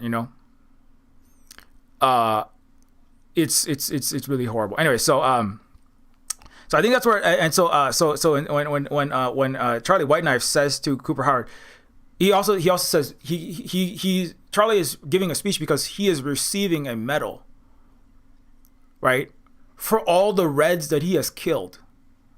It's actually a perfect illustration, right? He's a Native American who is being attacked, right, as a savage by Hollywood, by the John Wayne movies, by Ronald Reagan. Pull yourself up by your bootstraps. That's because Ronald Reagan played a white cowboy who got up on his horse one bootstrap at a time. And that was synonymous with Americanism, free enterprise, capitalism, the U.S. empire, individualism, right? Doing things yourself, being the good guy with the gun, violence first, violence solving everything. Don't think, just shoot the bad guys with a gun. Sign up for the U.S. military, kill the bad guy, kill the Iraqis, kill the Venezuelans, kill the Vietnamese, kill the Reds, kill the commies, be the good guy with the gun. Join the Avengers, right? Join Captain Star Spangled Underpants, billionaire philanthropist, arms dealer playboy. Join the U.S. military and kill the bad space commies. Thanos, snap? It's because half the populations, populations were cut in half because of one-child policies. That's partially why in the 70s they're writing, and that's part of where that character came from. It was also anti-communist. So,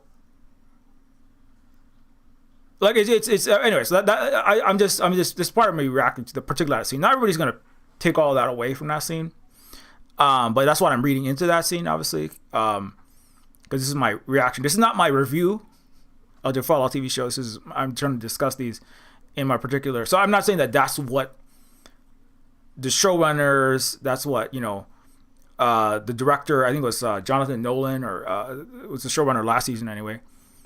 Or the Fallout creators want to say. I'm saying what I'm drawing from this and exploring that further. So, anyways, but yeah, so so it's a native ex-veteran saying, I was given this award for killing these Reds. I don't know that we were killing the right people. It's kind of implied that he doesn't really say it directly, but he's kind of saying, we didn't kill the right people. We didn't kill the right people. Right? Now today, a lot of people realize, oh my God, capitalism is killing the world. The ecology cannot survive this continued capitalist system. We have billionaires with Gen AI that is not only abusing children, it's destroying knowledge in general, people's minds and everything in the world. It has to go. It's every day there's a new story coming out about how horrible this system is. It's just, the imperial capitalist structure is just like outright like 1800 style, just blowing up countries, grabbing people with no UN, no international law. It's not they're not even pretending to go by international law now. It was always it's been a joke since the UN was created, but now they're not even pretending. They're just like, I'm gonna reach in and grab heads of any country I want. The Europeans, I just seen a lot of the Europeans are like, oh my God, what if America comes in and grabs the head of my country? As long as you're a good little boy, as long as you appease your daddy in your free country, as long as you appease your oppressive dictator in your free country, you'll be free. Send your Brussels crats Send your EU Brusselscrats to do U.S. imperial oligarch bidding under a global capitalist imperialist tyranny, and you don't worry, you won't get Venezuela'd. I mean, dude, but you see, actually, that's also the old school Roman system, right? Control through direct fear, and then appeasement through the carrots and the distraction and the spectacle and the circuses and the storytelling. And then you pull out the crucifixion when you need to. Crucifixions and Colosseum movies. A little more crucifixions, and you get some more Colosseum, right? And that's, the U.S. is it's doing a good job in that sense of carrying on that great Western tradition. Anyways, but he says, like, you deserve this medal because so the native soldier says, I had to, because he's also getting a award, I think, because he actually saved Cooper Howard's life. And he says something like, when I took off Coop's mask, because Cooper Howard's he's in the veteran audience, right? As Charlie is getting the award. It's just that they gave it his name's Charlie, right? Yeah, because Charlie don't surf. Apocalypse Now. Charlie don't surf. That's what Vietnam War critical movie Apocalypse Now actor Robert Duvall says, right before he napalms a whole bunch of Vietnamese villages and children and houses, right? Which is, I mean, it's not a perfect movie, but it's still a U.S. American made movie, but it's it does call into question, like, what was America doing in Vietnam, other than killing women and children to try to keep billionaire capitalism in place and make money for the military-industrial complex. Agent Orange was invented in Hawaii, by the way, under U.S. occupation at University of Hawaii. So I just want to point that out, which killed millions of people in the around the world, particularly in East Asia. It was tested in Hawaii, which is another part of U.S. military, in U.S. colonial occupations abuses here in Hawaii. Anyways, so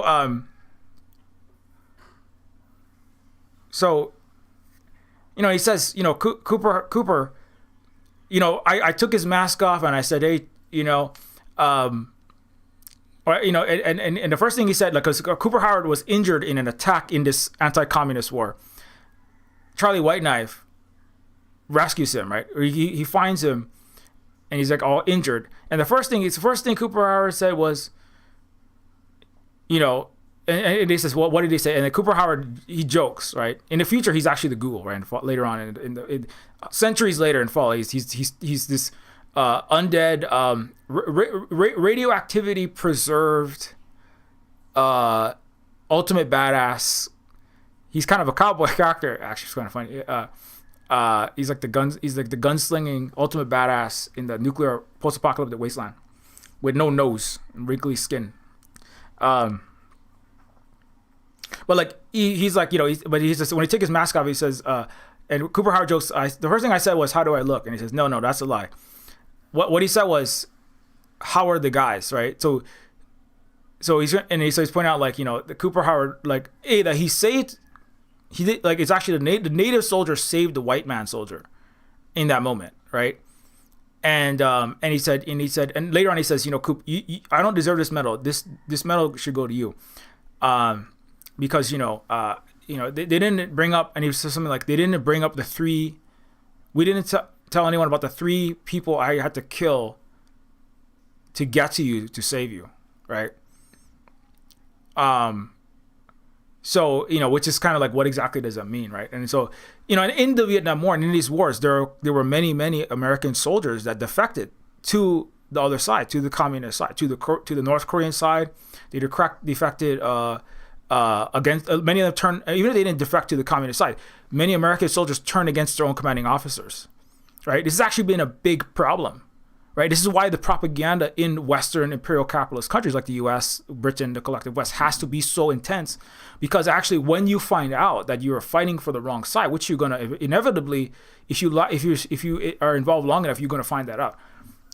The question is, how do you control your soldiers and other members. I talk about almost being a stormtrooper with Goldman Sachs, almost becoming a Goldman Sachs high frequency trading algorithm programmer, which is basically becoming a stormtrooper with programmer characteristics for the empire, right? Making the economy scream in Africa and Asia, and jacking the price of rice up to $6,000 a grain or whatever it is, and trying to corner global markets of various kinds and making billions and trillions for already too rich people, right? And so, but how do you control your Aaron Bushnells? How do you control your your Walter Riddies, your Bumpy Conhandlers? How do you control Native people, brown people, black people? Well, just make sure that they're silenced by their entire life being destroyed if they ever speak out, because their benefits, veterans, GI Bill, families will be threatened because they'll lose all, right? You have to buy them with blood money. That's what, right? That's what retirement's for. That's what a lot of 401ks, that's what all these benefits are for, is to keep people silent. If you ever speak out, if you ever take direct action, the rest of your existence, your children's livelihoods, your kids' college, right? Your comfortable existence, not just you, your family's comfortable existence. Thank you the pay we're going to give you as thanks for your service, your veterans benefits, all these other benefits. If you ever get too far out of line, you can get you can get all these red marks, dishonorable discharge. We can withdraw whatever we want whenever we can, right? There's another method, there's economic methods of control. It's also why countries that get free have to be outside the entire imperial, every tentacle, which includes nonprofits, grants, university, NGO. If you're an African country, right, taking Western aid, IMF, WTO, all these things, right, letting NGOs in, you let any of them in, they're going to overthrow your country. How do you think Venezuela partially got overthrown? Partially, that's spy apparatus through nonprofit organizations that are all just they're all fucking Trojan horses. And so that's another propaganda, brainwashing, hard power, and then silencing. That's how you silence the academy and university system, so people don't say or do anything too directly, or they could lose their tenure, they could lose whatever job. As terrible as it is in the academy, you don't get invited back to future events, junkets, don't get to speak at the right conferences, rub the right shoulders.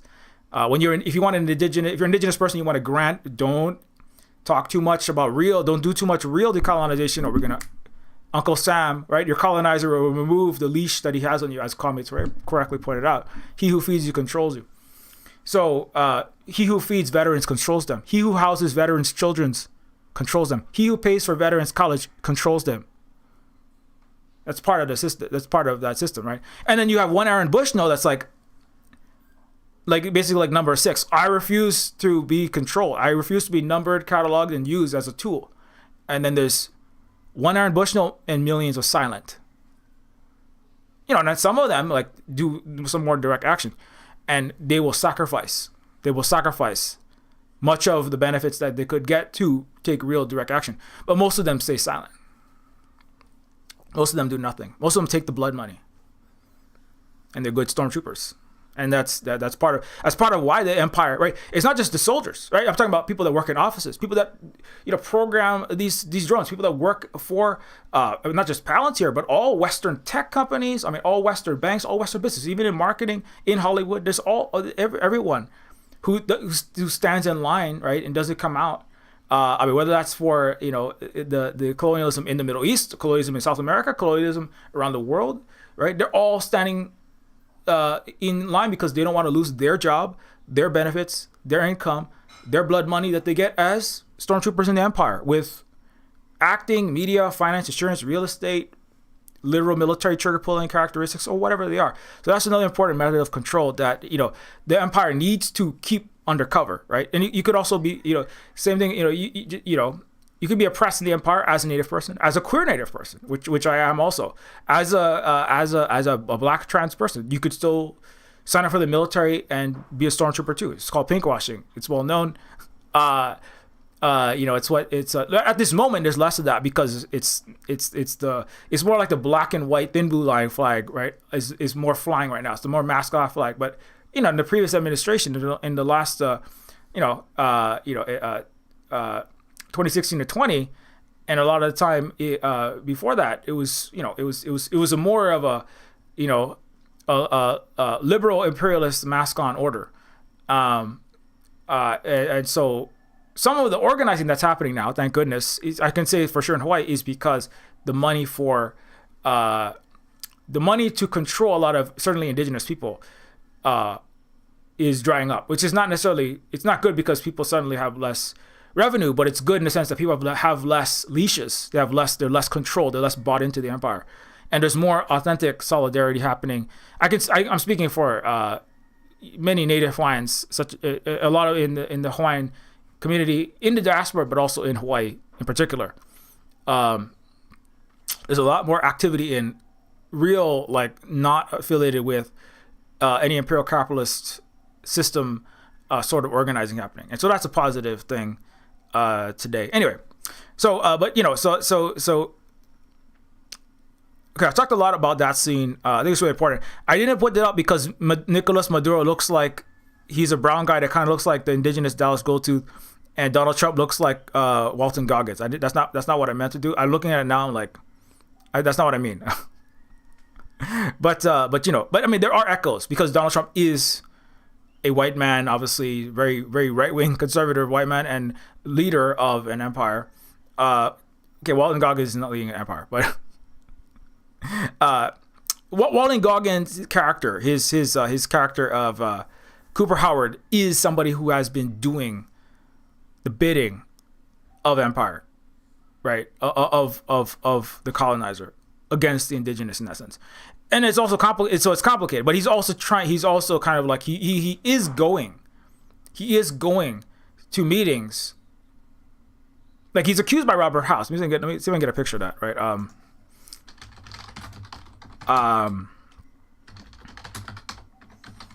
Just gonna see if I can. Yeah, there's this meeting, right? Mr. House, where he basically the CIA director man, right? And also CEO, definitely CEO of Robco, Mr. I Know Everything, right? Like this little bit, it's a bit gay, like,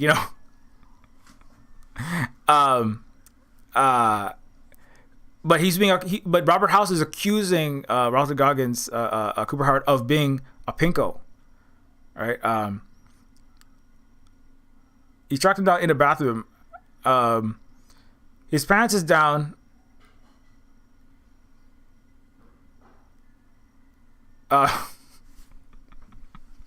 Yeah, look at it. It does look. It's almost like he's trying to hit on him in the bathroom.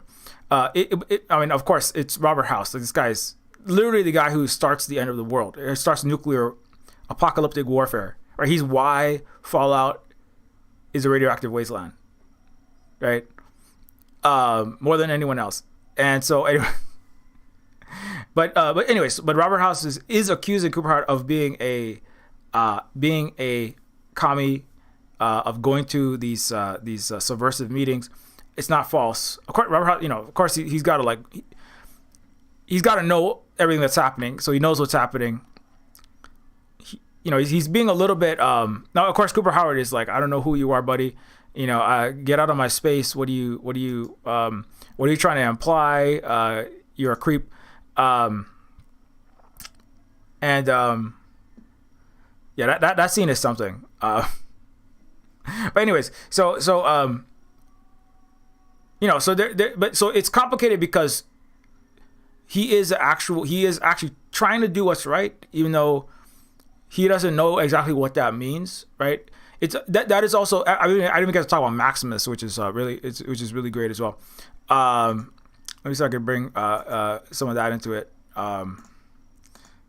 Like those struggles in the past, right, are also echoed by Maximus in season 3. Maximus is he is a survivor of the destruction of this town called Shady Sands. Shady Sands was a small community, but it was like the green shoots of new civilization, where people are living in peace and like relative harmony with each other, and there's like farms coming up, like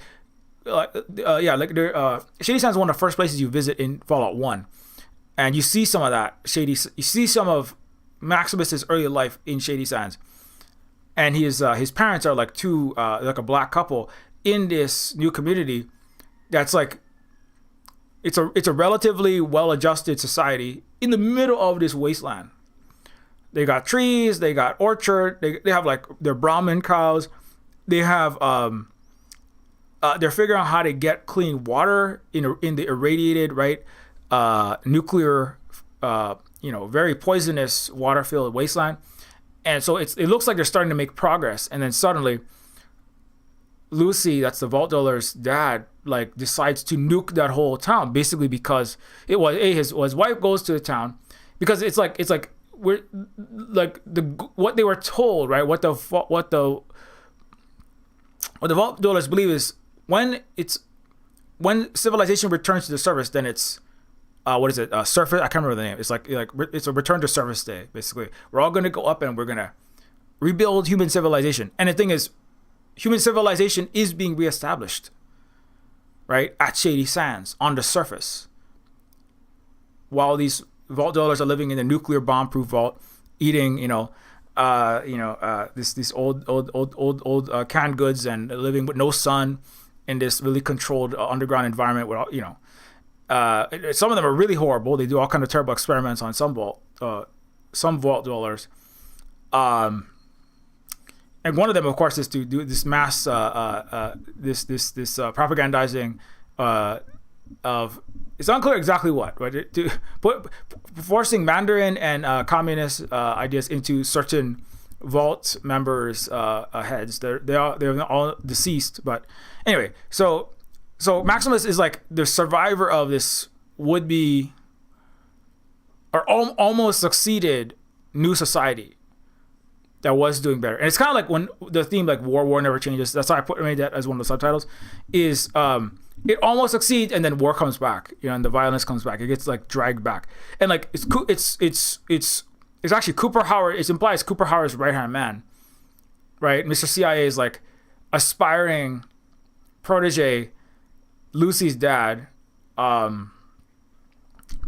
Lucy, the Vault Dweller, the main character Vault Dweller, dad, who brings a nuclear bomb to the town.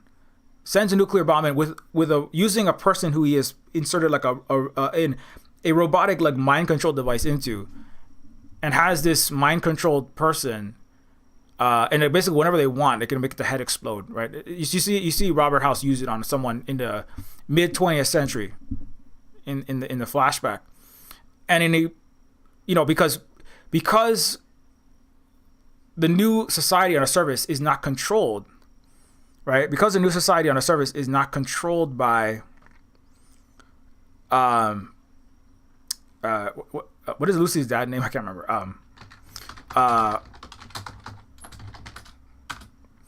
Hank. Yes, what it is, Hank. Yeah, because Lucy's dad, Hank, right, is not in control of the new Shady Sands town, the new established. As a kind of metaphor for the newly established civilization, he'd rather destroy it all.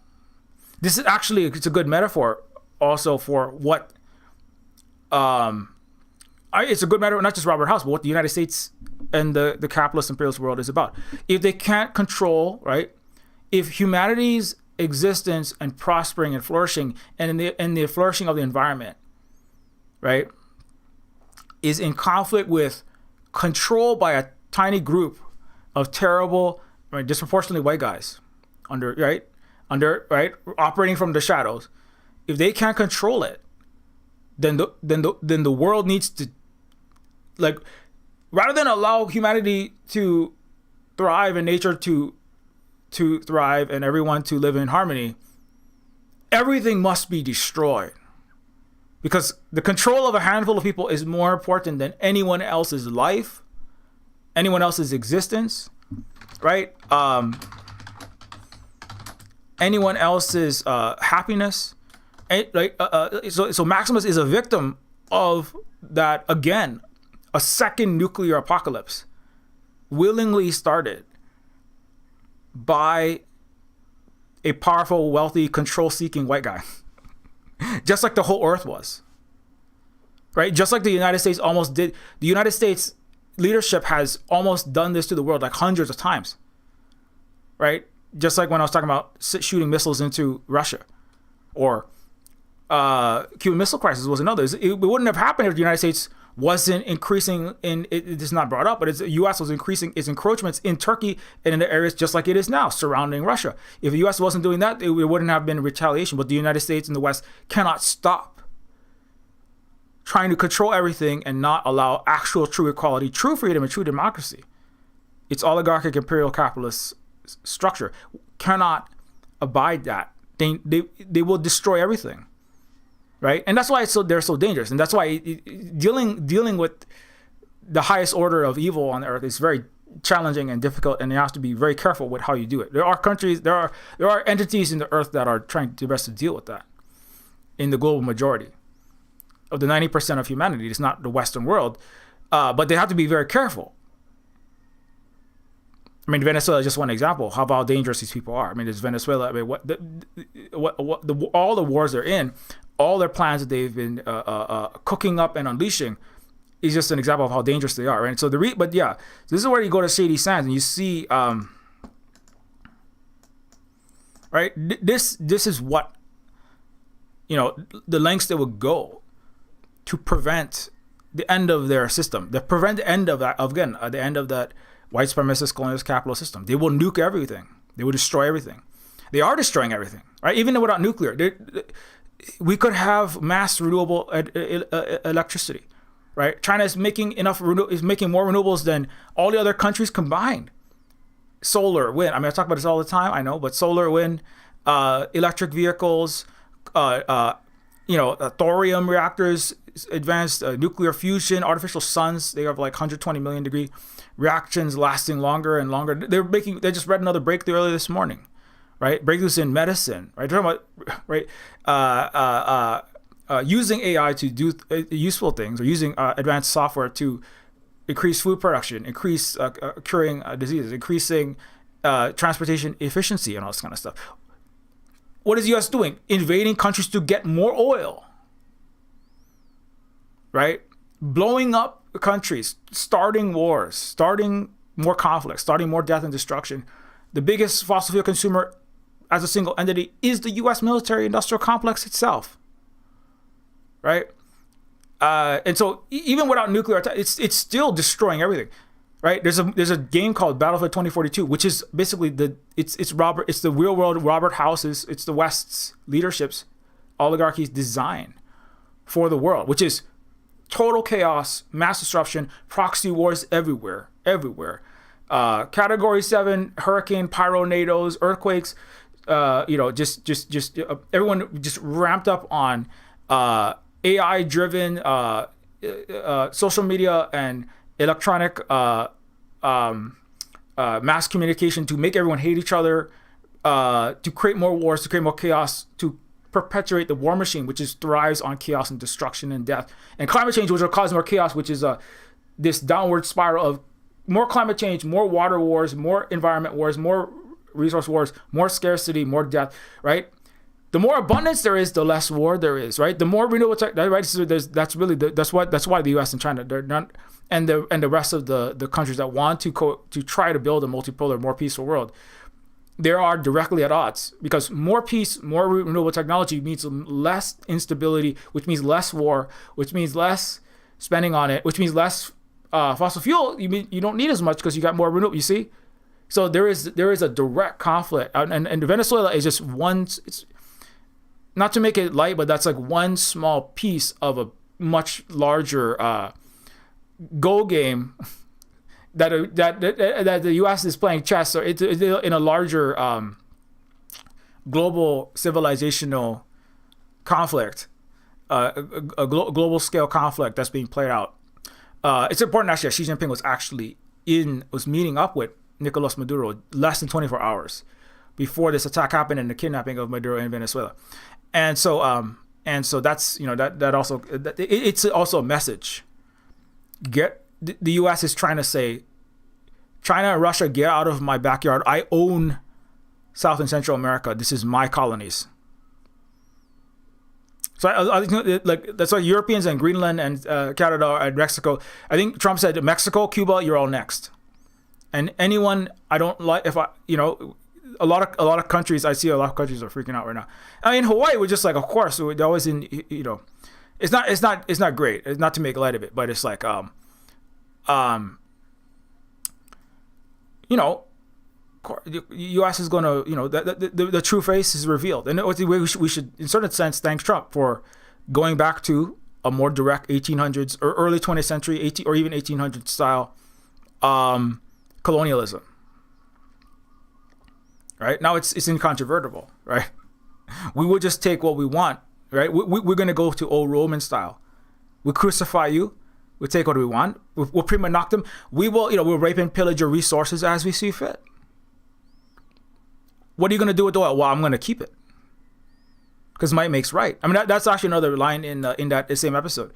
Might makes right. It's like Lucy says, but this is immoral. You can't simply rape. You can't simply torture people. You can't just go and kill and crush and make up stories. And because they're like, he's not even saying the name right. Kaiser. It's like, he brings up prima noctum and she says, you know, that's, you know, medieval European culture that's not even part of the Roman history that you're referencing with your costumes, right? But then it's right. But I forgot, and it's all immoral. And I think Macaulay Culkin's Lacerda character says something like, you know, morality is not what lives on, right? It's strength, right? And it's also kind of applied to like what the truth is irrelevant. Right? I don't think that like that's the point that the character is like that sophisticated to make, but I think like that's an important point that like that episode is making. The truth of the Roman Empire is irrelevant. The Romans didn't care about the truth, right? They gave people bread in circuses. Many of the circuses are just, you know, right? It's about just like Americans, right? You can't handle the truth. Americans don't, you know. We're not going to tell you the truth about what happened in Vietnam. We're going to tell you about the truth of what's happening, you know, in the Middle East.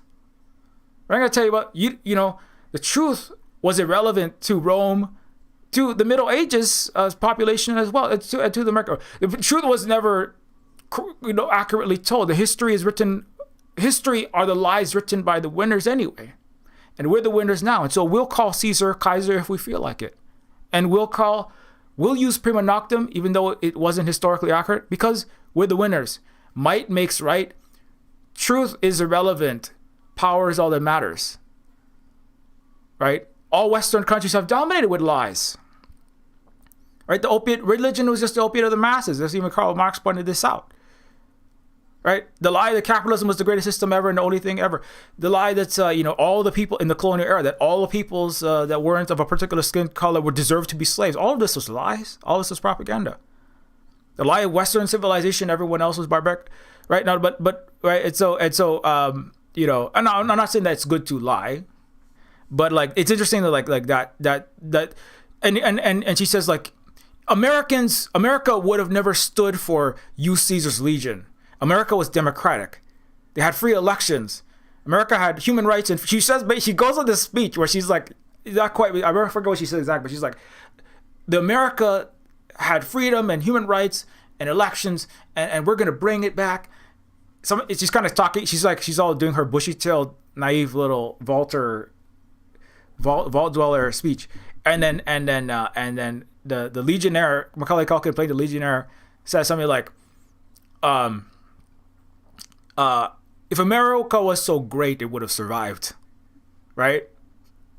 It's like that. It you know, like it's like it wasn't such a great place anyway. Because if it was mighty, it would have survived. Might makes right. You lost, or it killed itself, obviously. But you know, which is kind of ironic because Rome also kind of self-destructed as well, as you know these empires do. But I mean, you know, but it is yeah, it's there's a lot of stuff. There's a lot of like elements in there. That's why a lot of people like myself like the elements of Fallout. There's a lot of critique, satire, and discussion of things, aspects of Western reality that are not explored in other mediums. So in ways that they're really like rarely dealt with. I'm not saying like Fallout is like the video game equivalent of the Communist Manifesto, but like it does like interrogate a lot of it is very like number 6 like in the prisoner sense of interrogating the norms of the United States. The prisoner is a lot of it's very more specifically British. It interrogates a lot of the norms and the problems and the systemic just weirdnesses, but also systemic inconsistencies, hypocrisies, injustices within the United States. And also just some of it's just like simultaneous nostalgia for these things like bottle caps and 50s cars and commercials and stuff. But then it's also kind of like a lot of this was deeply fucked up. Tim Kaine is a queer guy from San Francisco, so the original developer. Anyways, okay, so I should probably wrap this up. I'm just going a lot of directions at once. I've been going on for a while, but yeah, okay. So before I wrap, so I do want to say again, solidarity with Venezuela. The United States should not be invading anywhere, let alone kidnapping heads of countries or anyone. What it was doing, blowing up fishing boats and making all these other attacks in and around Venezuela, was all horrible. And as a Native person, we're against all that. Okay, anyways, but a little bit more Hawaii history. I just want to make sure I go into this at least a little bit before I wrap.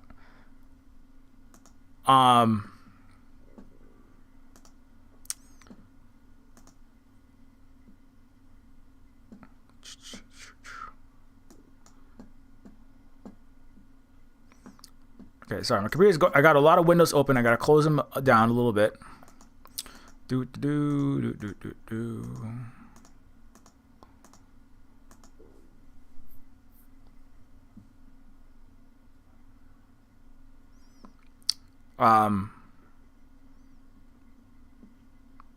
I'm not sure why it's going a bit slow. Let me try this one. Okay.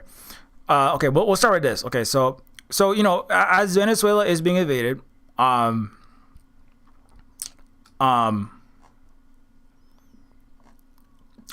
case you don't know this, okay, so prior to the U.S. coup, because the U.S. is overthrowing completely illegitimately, completely unjustly, just with no, unilaterally, it's invading and destroying yet another country. It's a war of aggression. It's the highest crime of all crimes against humanity, of all war crimes, because all other use of chemical weapons, torture, genocide, all those crimes come under the war of aggression, because the war of aggression will often give birth to or cause as a secondary impact all those other crimes. This is yet another example, along with the Vietnam, Iraq, Korea. None of those are all wars of aggression that the U.S. has started since the existence of the UN. And the silence is deafening from all countries that are not directly taking a stand against that. And you look at your country where you are. You can see who controls that country. The greatest war criminals of the earth. Prior to the U.S. coup, Hawaii had, Hawaii was also a country that had. So we have, as Native Hawaiians, we have deep sympathy for the Venezuelans, in part because we were also a country that was attacked, and our sovereignty was, we were subjugated by the United States in a similar way with the U.S. military. Prior to the U.S. coup, Hawaii had the world's highest literacy rate, 98%, universal health care, electric lights before the White House, mass affordable transit, industrialization, virtually no homelessness, full racial equality. Post-coup, all these statistics reversed. Let me. That's just like the basic gist. I have a longer thread that some of you might know of, but in case you don't know, the U.S. banned Hawaiian language, overthrew our country, let us die in Maui fires, devastated our universal health care, illegally occupies Hawaii to this day. My mother's hands. I am a Native Hawaiian myself. My mother's hands were broken for speaking Hawaiian in school. The U.S. is not a beacon, but the destroyer of independence. Hawaii is a Disneyland-like resort built over our indigenous communities and ancestors' graves, made to do bastardizations of our sacred dances in sexy feather headdresses, essentially. Entertain rich tourists for starvation wages 12 hours a day, 7 days a week, and while drinking jet fuel poisoned water. Speaking of Red Hill in particular, and much other U.S. environmental destruction of our people and our lands. The richest men on earth own most of Hawaii, while most of us don't own a single acre of our U.S. illegally occupied home that hasn't yet been bombed into a toxic waste dump by the U.S. military. Mark Zuckerberg owns a 1,300-acre ranch and brought a freshwater reservoir as we drink PFAS-filled cancer water or buy water at $6 a gallon. Venezuela will suffer this fate if this continues. There was the U.S. puppet there, Miss Machado, right-winger who is closely allied with Trump, who they would like to install as the new a new leader in Venezuela, said the corporations and the rich are going to have such a great time. We have so many opportunities to open everything to privatization in Venezuela. She literally just spelling it out. There's oil, there's lithium, many resources. We have technologies, we have coastline, many miles of coastline for beautiful resorts and for-profit resorts. It's right for the taking. This is basically the U.S. She is basically giving the American elites. She's giving the speech that oligarchs, wannabe oligarchs in Hawaii gave to the American president McKinley for the U.S. overthrow. It's basically the same speech. U.S. occupied Hawaii is living in sardine pack 22 apartment next to meth labs, paying $3,000 a month, getting sexually assaulted by Americans in tacky hotels, especially by U.S. soldiers, and then being arrested for speaking your own language in your own land, and then dying in prison at the age of 39. So Hawaiian who was arrested for speaking Hawaiian in 2018. Children are still pushed to not speak Hawaiian in our own land in 2020. This is from 2022. Hawaii had the world's highest literacy rate, 98%. I already kind of said this, but world's first universal health care, renewable hydropowered cities, near zero homelessness, and full racial actual equality. The U.S. invaded, destroyed our system, banned our language and culture, and turned us into a slave plantation.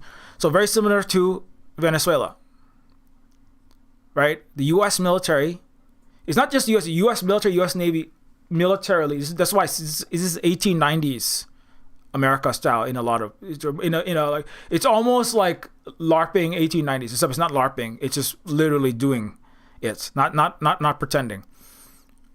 U.S. There are naval ships and Air Force all surrounding Venezuela right now, right? That is part of it. It's the threat of what America could do if you don't give up your country and your people to private, capitalist, corporate, imperial, global interests. Multi-trillions of dollars worth, right? It's also the example of what America can and will do to anyone in space it deems as its backyard. It's about re-solidifying imperial control, and again, it's a nation scale, country scale crucifixion to threaten and instill fear and horror, and I can't say that word because it's not good for the algorithm, but to instill deep anxiety and fear into the people so that they cower, entire countries cower and kowtow and give in to the will of the Star-Spangled Roman Empire and the global billionaire capitalist system that they use. So USS Boston landing in Hawaii to overthrow our sovereign country with the world's highest literacy rate, etc. Shortly after this, we were converted into an oligarch-run banana republic for wealthy white capitalists. This is the ship, among others, that the U.S. threatened Hawaii with. Now, they're calling Venezuela the bloodless coup. It's not bloodless. People are dying. Now, Americans, we don't have any reports of Americans losing lives. But like in Hawaii, it's actually very similar because there wasn't a full-scale war, but it was the threat of the mass, large-scale U.S. Navy, U.S. Marines, U.S. Military violence, right? And then, so the Hawaiians, so this is another reason why when countries have militaries, right, like I mean, whether that's North Korea, Cuba, whatever country, African Alliance for Sahel states, Burkina Faso, Mali, countries have military, and obviously the ones that are even more directly under fire from the United States, Iran. They are right to have whatever militaries they need to have, because the United States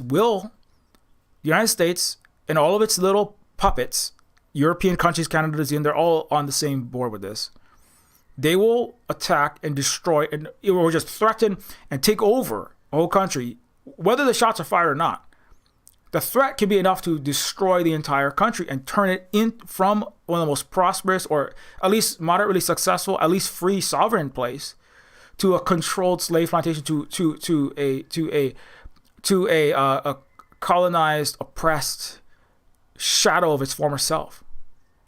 That is why Hawaiians have the lowest healthy life expectancy. That is why Hawaiians are going extinct in this world. We are going extinct because of the United States occupation, because of its colonialism, just with the threat of the U.S. military. I mean, if Hawaii had a military or some kind of alliance to push the U.S. out, maybe like Hawaiian language wouldn't have almost gone completely extinct. When I was born, less than 100 children spoke Hawaiian. It was illegal to speak Hawaiian when I was born in 1983 because of the United States occupation.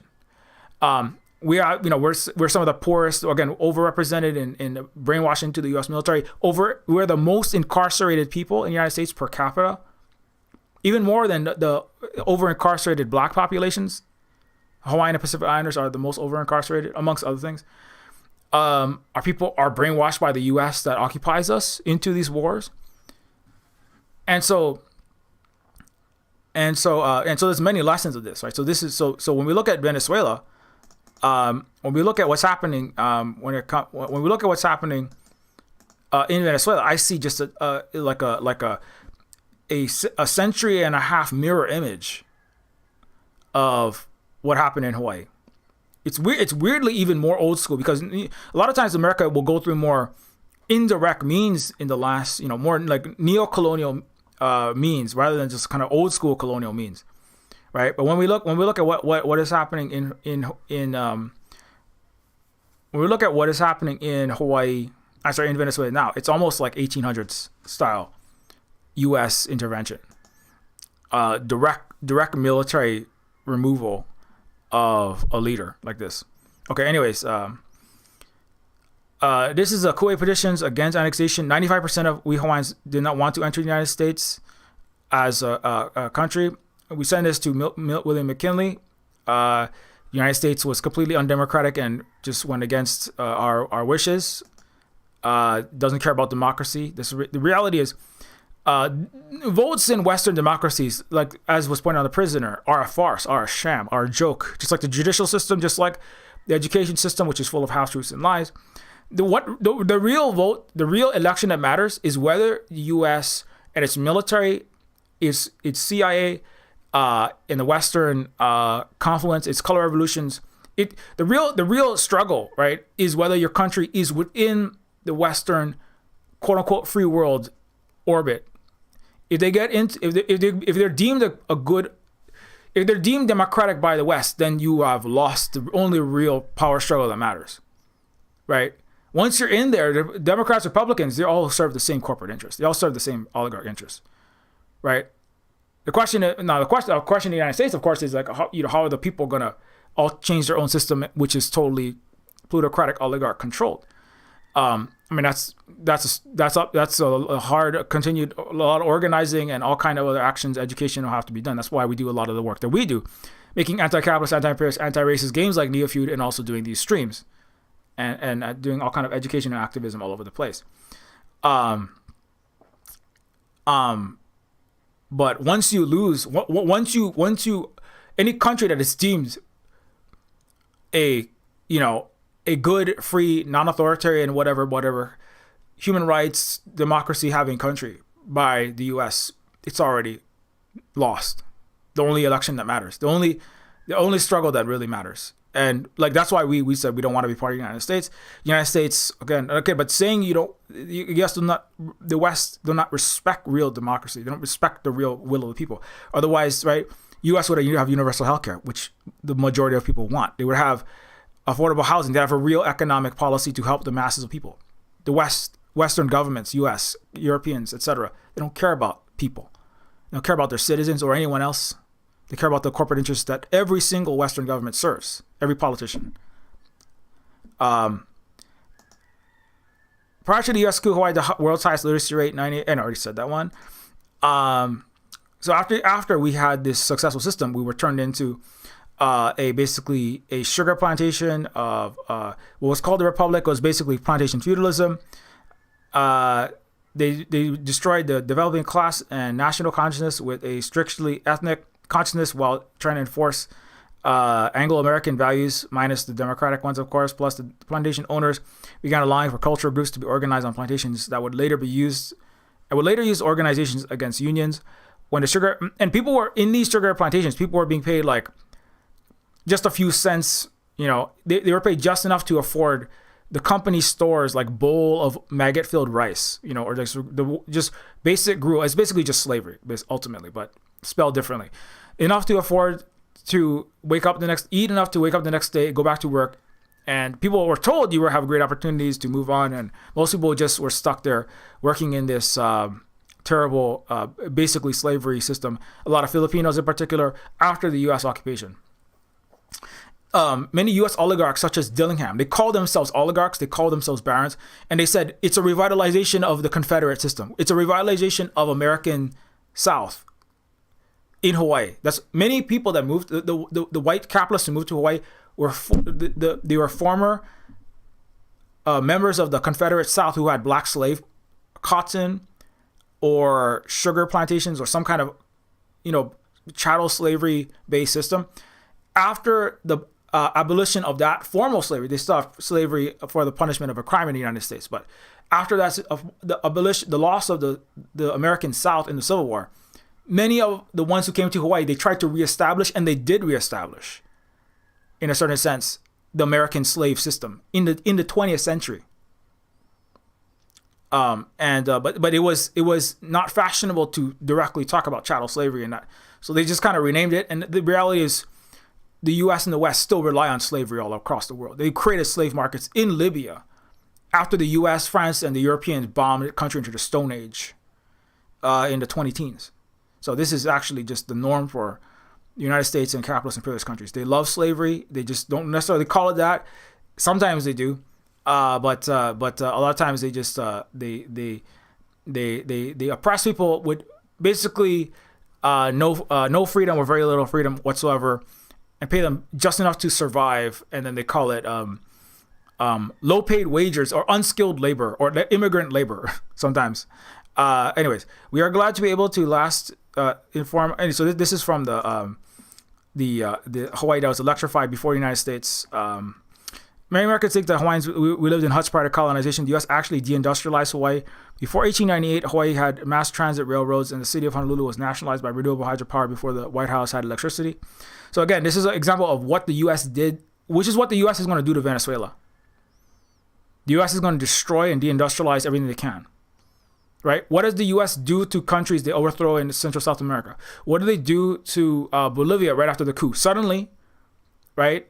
Bolivia had one of the greatest. It was the greatest economic success story in South America up until that point. The U.S.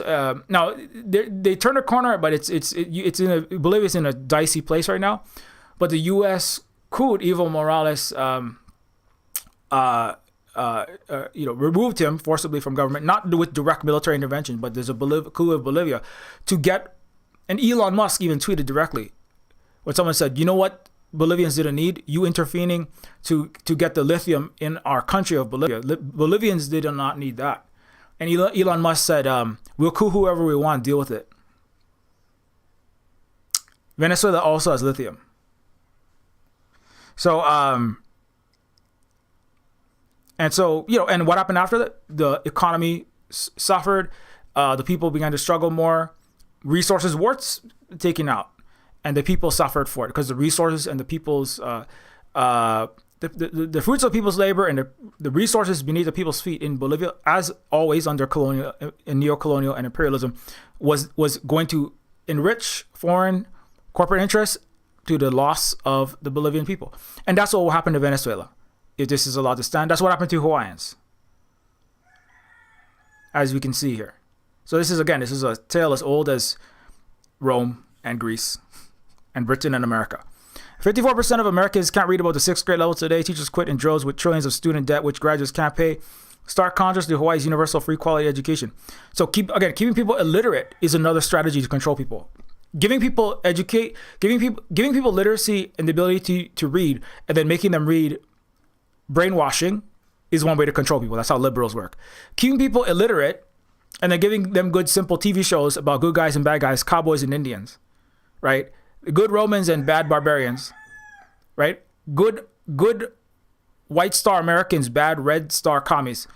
Giving people simple stories who are illiterate is another way to control people. Arguably a slightly simpler way to control people. That's how conservatives like to control people a little more than liberals. But you can control people either way. They have different flavors of control. Different styles of prison bars. In stark contrast to Hawaii's universal free quality education, we had the world's highest literacy rate. Yeah. So that's another thing that's happening in Hawaii, or in the U.S., unfortunately. Hawaii had invented subaquatic vehicles when Jules Verne was dreaming up 20,000 Leagues Under the Sea. We were a living Wakanda, an indigenous future, more technologically, economically, and socio-politically advanced than any Western nation. This is one of our leaders, Kalakawas, who actually circumnavigated the Earth in the 1800s before any other head of state, and also invented basically a submarine in the time which Jules Verne was writing about it. We also, the world's first universal healthcare system was also in Hawaii. I don't know if I put that down there.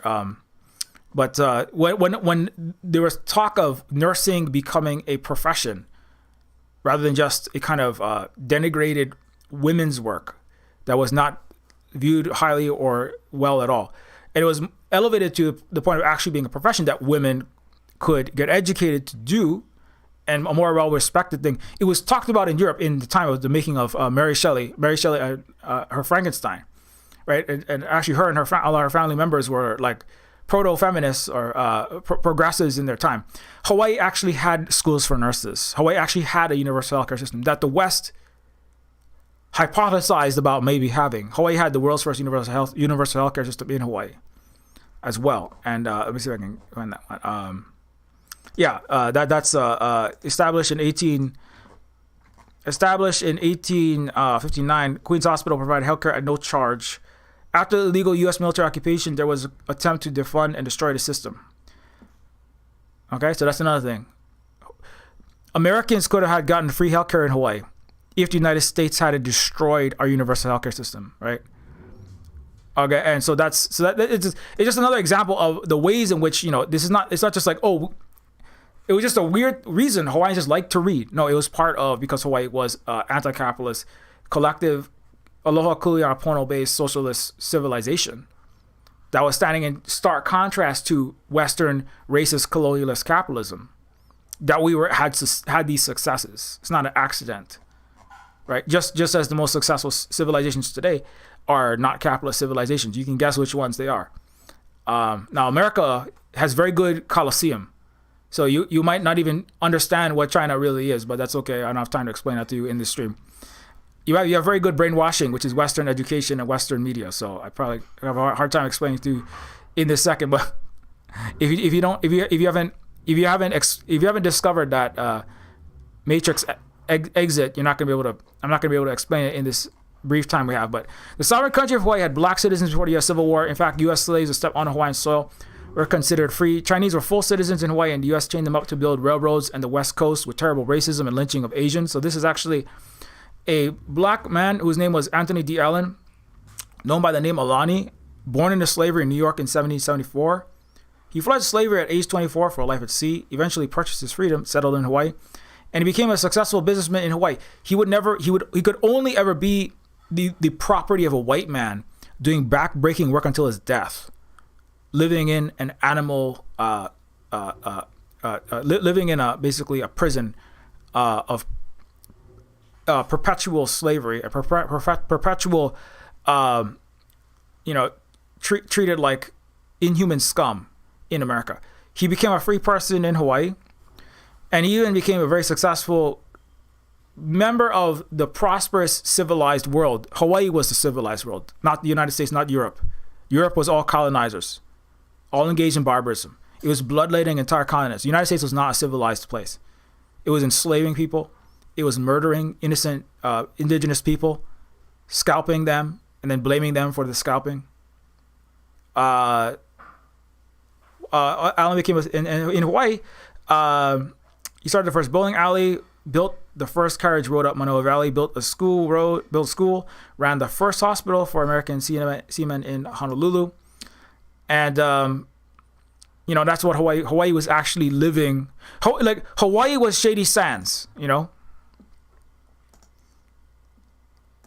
what? That's what it is. Talk about Fallout, right? Oh no, what did I just click on? God damn it. I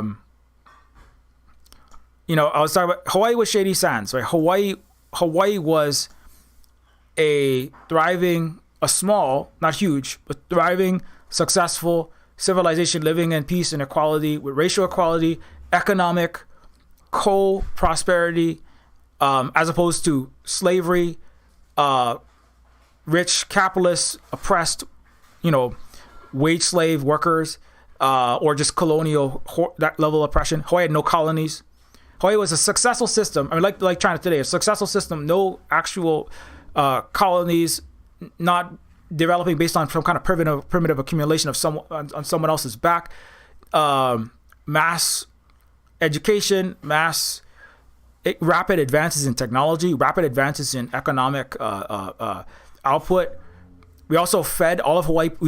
Hawaii grew enough food to feed all of Hawaii plus some of California. Millions of people in California are fed by Hawaii. In the gold rush, some of that was fed by Hawaii because we produced so much food.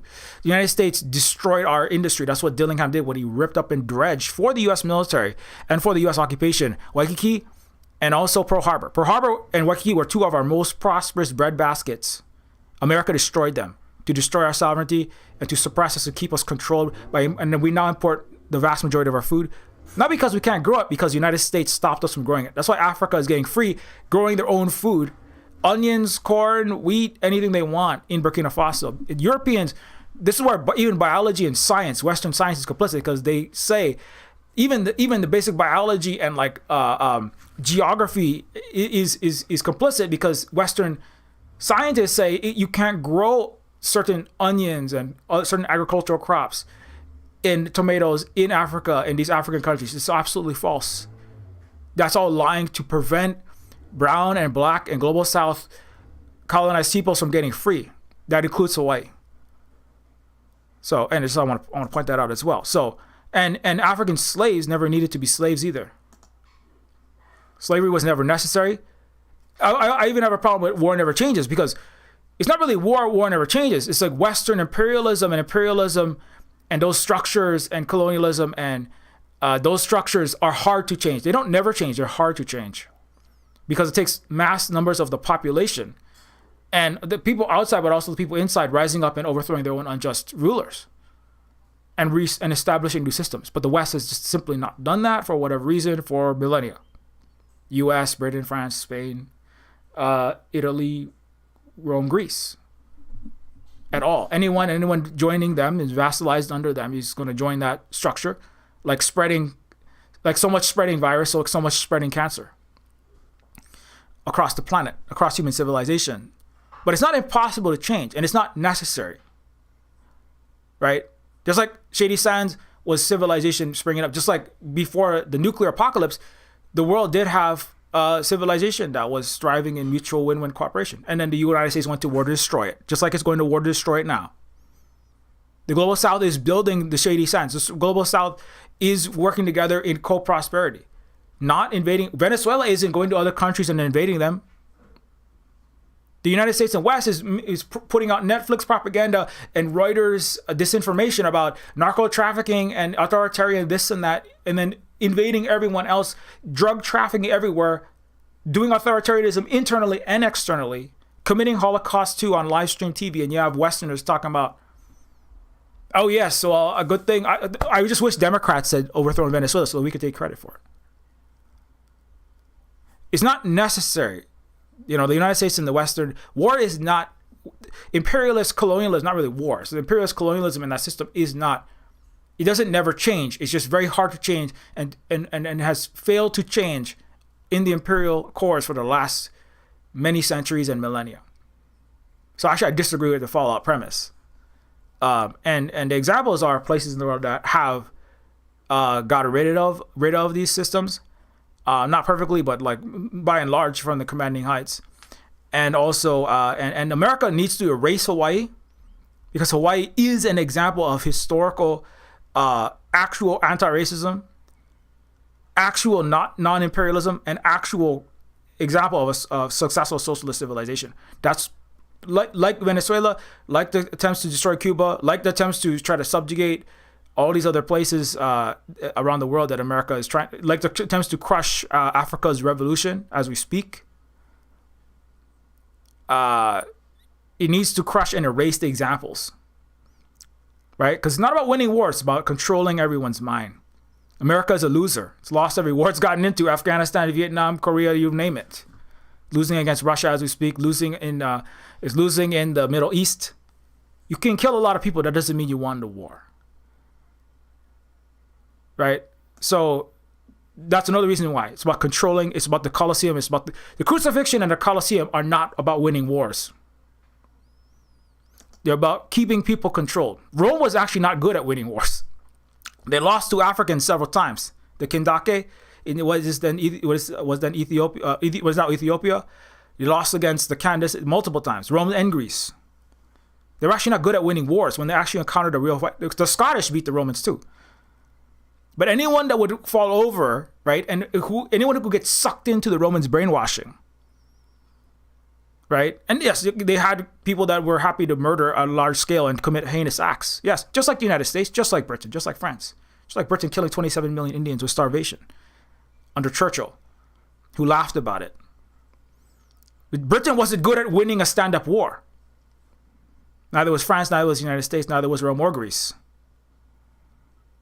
What they excel at is propaganda. What they excel at is gaslighting. What they excel at is information collection and control and manipulation, not winning wars. You're going about winning wars is Russia. They're winning wars is Vietnam. You want to talk about who's good at winning wars? Who's winning wars? It's not the West. They're good at lying to people and getting people to give up their freedom willingly, like cowards. That's what the West is very good at doing. An example of actual equality, democracy, existing socialism without racial hatred, greater technological advancement in a PLC nation. It put the U.S., the West, and Europe to shame, blew their white man's burden out of the water, which was why they illegally crushed Hawaii. Okay, anyways, a lot of people here notice, so I'm just gonna. You can read the rest of this thread if you would like, but this is a lot of why Hawaii. Hawaii. The situation that's happening in Venezuela is closely echoes what is happening in Hawaii. And just another example of how Hawaii was an example. Like this is even admitted by billionaire libertarian Jimmy Wales' own Wikipedia, which is to say this is not a pro-Hawaiian, it's not a pro-indigenous, it's not a pro, it's a very pro-colonizer site that regularly edits out people speaking on a real anti-imperialist position, including Lee Camp, including Redacted, Abby Martin, Empire Files, etc. Well, Wikipedia is not some kind of voice of freedom of the world. It's the VOA, but it's not an actual voice for human freedom for real. But even they admit Sun Yat-sen spent years in Hawaii and as a student in the 1870s, and Sun Yat-sen, who was the forerunner for revolution in the most successful civilization on this earth to this date, Sun Yat-sen used the independent kingdom of Hawaii as a model to develop a technologically modern, politically independent, actively anti-imperialist China. That's what China is today, actually, right? It's politically independent. It's the only country that stood directly up to the U.S. tariff war. America is retreated from the Asia Pacific. I mean, this is the good news. Venezuela is very bad news in South America, and it's very bad news for Venezuela. But the good news is it partially symbolizes a retreat from the Asia Pacific and from China, because it knows it can't control that region. And its military is all sitting ducks and that anywhere in the whole vicinity. That's why they've all moved. America has 200 times less shipbuilding capability of China. They need their navy to try to do these kind of acts. They're trying to get South Korea to build all of America's ships because America has no capacity to do this. They have no.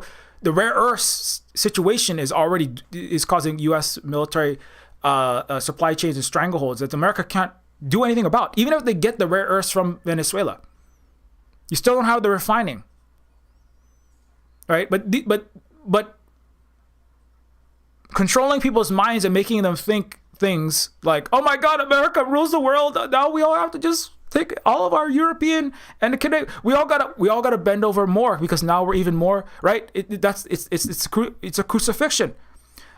America's unstoppable. What will we do? Oh, Daddy America, tell me what you want and give me money and I'll do whatever you want. I'll take all of our people's money and take all of Europe's money and give it to your contractors through NATO because I'm so scared I'm gonna get Venezuela. Countries should. People there should organize. People should have some self-respect. People should get educated and not listen to Western media that's going to tell you these bullshit. America is not America didn't win a war in Venezuela. I mean, this is not over either. I mean, it's not good. It looks very bad. It's terrible. The heads of resistance in Lebanon, multiple south of Lebanon, in Iran have been killed. Many leaders. No, it didn't get caught many, but just removing one head of a government. I mean, yeah, sometimes it can be successful in the 1800s in Hawaii. This is not the 1800s in Hawaii. Now, okay, if Latin America gives in to the crucifixion of the new Star-Spangled Roman paper tiger, then that could be bad. But you see, that's all psychological. If the people rise up, there's more. The thing about the 0.1% is there's 999 times more of you than them. That's why almost all of it is in the brain. It's in the human minds. Right? And anyway, so I just want to say, right? So so Hawaii was technologically modern, republic, independent, anti-imperialist model for anti-imperialist China. The key proposal was socialism. This is the United States admitting that Hawaii was the shady sands of the 1800s. It was a successful example of what Hawaii could be because a country that later became and led a revolution and built that structure of technological modernity is more advanced than the U.S. by a long shot in every possible domain. More scientific white papers produced by U.S. that are of any importance by a long shot, and the U.S. is our AFI degenerating Americans' brains, so there ain't going to be any papers of any kind other than AI sloppified nonsense coming out of American scientific institutions, if there are any left that aren't defunded. Independent. Anyway, so I'll wrap that up. I'm going to keep going if I keep talking about that. So Hawaii's coup was backed by U.S. gunboat diplomacy, just like Venezuela. To smash a non-white country, Venezuela's majority non-white. Country's building of an actual anti-racist, socialist, thriving country. And that was the blueprint that would be used on countless Asian, Pacific Islander, Latin American, African countries across the world. This is the Colosseum, the propaganda of America against Hawaii in the late 1800s. Right? Hawaiians hate their government. They want to overthrow the terrible authoritarian dictator. Sound familiar? The terrible authoritarian Maduro is going to authoritarianly... So we can install who? Juan Guaido? We can install who? CIA puppet Machado? This is what liberals are good for, right? This is how you can have a very high SAT score, right? You can have a very high, English lexicon. You have a very good thesaurus in your brain, and you know nothing or know very little actually about the real world. Because liberals will say these kinds of things. Oh my God, we got to just overthrow this this authoritarian regime in Bolivia. Oh my God, what? We have to throw this authoritarian regime somewhere around the world. Oh my God, we got to get rid of this authoritarian, this new leader in Burkina Faso. Oh my God, I heard he's killing Christians. And is it in Nigeria? I don't know. I just read the news and I don't look shit up because I'm a Westerner, I'm a liberal or conservative, and I don't, But I have 6 university degrees. I go to Again, you can be illiterate or literate and you'll be controlled. Liberal is the Roman Empire controlling you despite being able to read, and then the conservatives that can control you just watching bad TV shows, being illiterate. Either way, control you either way. The belief that one of them is free and the other one, if we vote out the Republicans and we put ours in, then we'll have democracy, freedom, and everything will be right with the world. That is itself the control mechanism. That's the fraudulent democracy of the West. And so that's very difficult to fight inside of it. That's why it's a very successful system. That's one reason is if you can give the facade of competition, diversity, internal, quote unquote, boisterous democracy. That's what they like to call it. Always, we're a very lively democracy. We're so democratic right now. We're all just over here jostling. That's an important point of The Prisoner. That episode's spot on. Like I brought it up last time, right? And in Hawaii, it's all authoritarian kings, and it's all this authoritarian Maduros, and oh my God, it's so authoritarian. And Iran, they tried to overthrow Iran. I mean, like America is not like. They want to make what happened in Venezuela like, oh my God, the world is run by America. I'm seeing commentators who should know better just going off, oh my God, America runs the world now. Even like Vijay Prashad, there's some of them like, I'm not going to say any specific names. Some of it's just like, it's an immediate reaction. America controls the world. We're all done. That's what they want you to know. America don't control the world. If America controlled the world, invade Russia and China. Like, if you want to control the world, control the world. If you want to control the world, become the biggest trading partner for the vast majority of Earth's countries. It's not America. If you want to control the world, like have the biggest economic network and have the world-class future technologies like artificial suns and EVs and drones and actual useful AI and actual computer tech and quantum, right? America can't do that. Like these are empirical realities. Like if you want to control the world, where's your neodymium? Where's your rare earth? Where's even a whiff of a plan to do that? So everybody's freaking out like, oh my God, hegemony is back. We're all under American control. I'm seeing this in so many spaces of some people who should know better. I just want to say like that is, don't crucify yourself. Don't let yourself be impacted by America's paper tiger crucifixion. Yes, it's terrible what happened in Venezuela. Don't allow that to don't be complacent, but also don't allow it to push you into this kind of weird doom spiral. But that's what they want. They want you to believe that America is all powerful and the United States and its empire will do, and the CIA do whatever they want anytime they want at all times, right? Which they cannot. If the CIA, the U.S. empire and the CIA could do whatever they want at any time at all times, they would have just killed Xi Jinping and they would have invaded China and took it over already. Xi Jinping he's still in Venezuela. Like, the U.S. military, they probably called up Russia and China and said, okay, we're gonna blow up some people around here and it's not gonna be great, but don't hit us too hard. This is when the U.S. called up Yemen. Every single time, U.S. called up even Iraq and Iran. Every single time said, we're going to do this little attack. Okay, so don't hit us too hard. When we blow up some civilians in Yemen, we're going to blow up some sites we already hit before. We're going to blow up some, military targets just so we can save face, so we don't look as useless and like a loser as we actually are. So Yemen, Ansar Allah, Iran, Iraqi forces, please don't hit us back too hard. If America was really so tough, win the real war. Like invade Iran. Like I'm not saying they should, but I'm like, win the war. Win your proxy war in the European theater. Like if you're so tough, fucking win.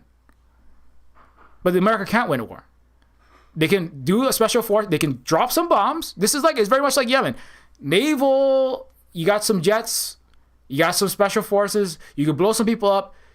Decapitate some heads of state. Did that change? Is that going to change the global economic, industrial, technological, civilizational the hard facts on the ground? Is that going to change the global situation? Is that going to revitalize America's industry? Is America suddenly going to get the capacity to refine rare earths that will take at minimum decades just to build up the capacity not to get the access to the antimony and all these other resources to make the rare earth magnets that you need? Are they going to? No. If enough of the planet give into America's propaganda, paradoxically, it's unlikely, but if enough people will bow down to their Caesar because he's scary. Because America, oh my God, what will happen? Oh my God, if enough people do, then okay, given enough time, America could possibly incorporate enough territories to then do that, but it would take a long time. And I don't. That's why I'm not complacent. We're going to keep doing what we're going to keep organizing, doing what we always do. At the Ahupua'a in the U.S. illegal occupied Hawaii, we're going to keep doing anti-imperialist, anti-colonial action and education, and make anti-imperialist, anti-capitalist games like Neofeud, Decolonators, Neofeud 2, etc. We're going to keep doing that. But we're not going to freak out and be like, oh my God, it's over. So anyway, that's not a comment to anyone in particular. I've seen some of that going around from some people who I feel like should know better. Anyways, but yeah, the U.S. did coup Hawaii, but the U.S. failed to coup Iran. They just tried, they failed. They're always trying. Sometimes they succeed, sometimes it gets overturned. The U.S. tried to coup Ibrahim Traore 30 times. 30 times. They failed 30 times. Nicolas Maduro has had dozens of assassination attempts. So, I mean, kidnapping is not that... I'm not saying it's good. But, they're always trying. Sometimes they make some headway. The imperial capitalists, the oligarchs, they make some headway. But at the same time, they have a lot of... They want to hide all their losses so they seem more powerful. They want to push Venezuela to the top. Trump gets what he wants. He looks like he wins. And the U.S. and the West look like they're all powerful it's just kind of like pushing, oh my God, Somali daycare is like the most important story. Some random Somali daycare, what is that about? Right? That's just about terrorizing, doing more austerity and trying to propagandize people to get behind, trying to bomb Africa. Anyways, okay, so the government, so these are members of the White Business Community that met in a corporate office in Honolulu to plan a coup against the elected government of Liliuokalani. They were not sure how far they wanted to go, but they knew that they had the support of the U.S. diplomat in Hawaii. So that's Machado in Venezuela, and it's McKinley in Hawaii in the 1890s, and it's Donald Trump and Machado in 2025 in Venezuela. But it's the same story. Same story. U.S. coups and CIA interventions since World War II. I mean, in Hawaii was pre-World War II. So it's almost every single country on the earth. And if you count the British and the French were just they were just the members, they were just the imperial runners before the U.S. And they all folded into the U.S., right? And then the British intelligence and the French intelligence, they all kind of took a lot of trips across the Atlantic. That's why they call it the Transatlantic Coalition. That's why it's called NATO, right? It's this imperialists all got together they spent a lot more time in D.C.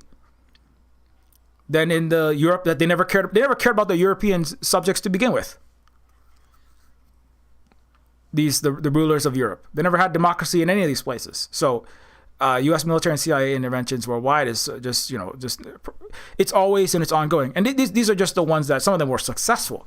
But I mean, every single country on the earth is constantly having all kinds of interventions, direct military, subversive, color revolution, influence operations of all kinds, RFA, VOA.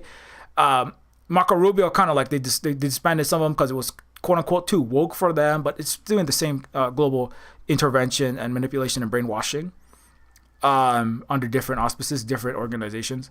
NED, U.S. aid itself was part of global manipulation.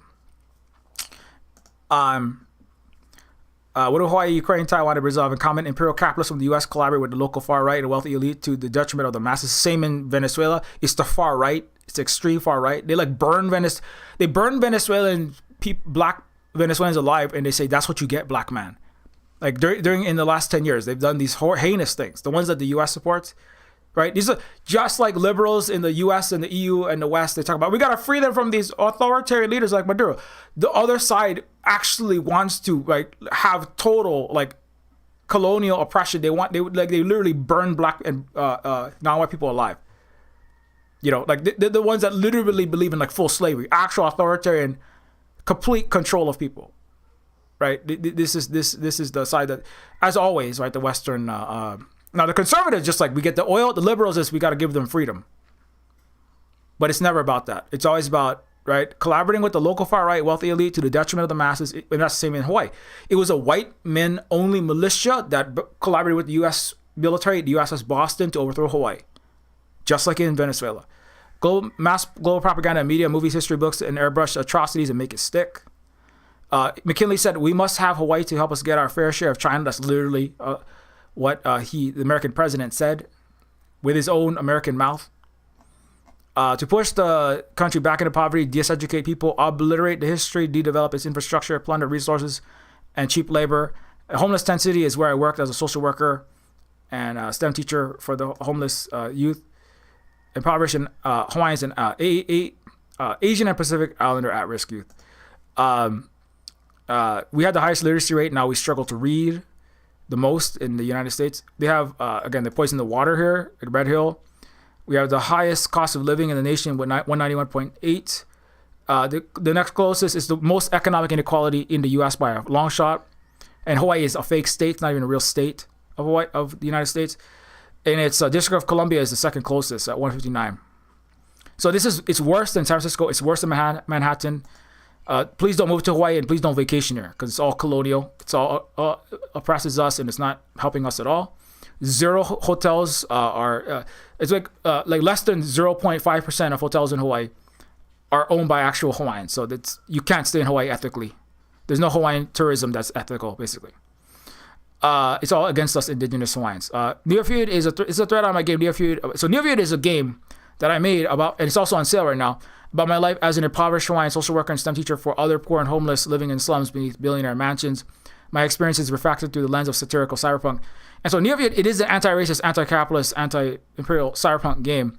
It doesn't necessarily advertise its Hawaiian-ness about it, but it's not something that's singular to Hawaii. This is a global system and it's been around for, as I like to point out, a long time, centuries, right? In various disguises and in various ways, in various places, right?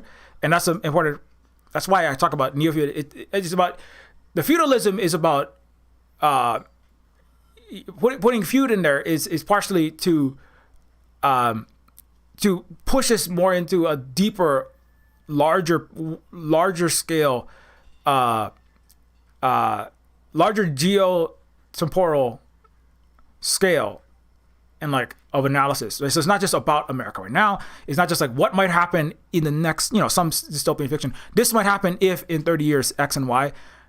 This is more about all of human civilization as a whole. This is about, yes, American capitalism and, the kleptocracy, plutocracy now, but it's also about feudalism in Europe, but it's also about all the kind of structures of a feudal society that overlap with the capitalist society and the injustices and tyrannies that America was so supposedly resisting in King George vis-a-vis the American so-called revolution, right? But that are actually just part of a continuous system of oppression. That's all these are reasons why I called the game Neofeud to begin with. Anyways, so anyway, yeah, and every all the sales of the game does help us keep doing this work at the Silver Spoon Cooperative.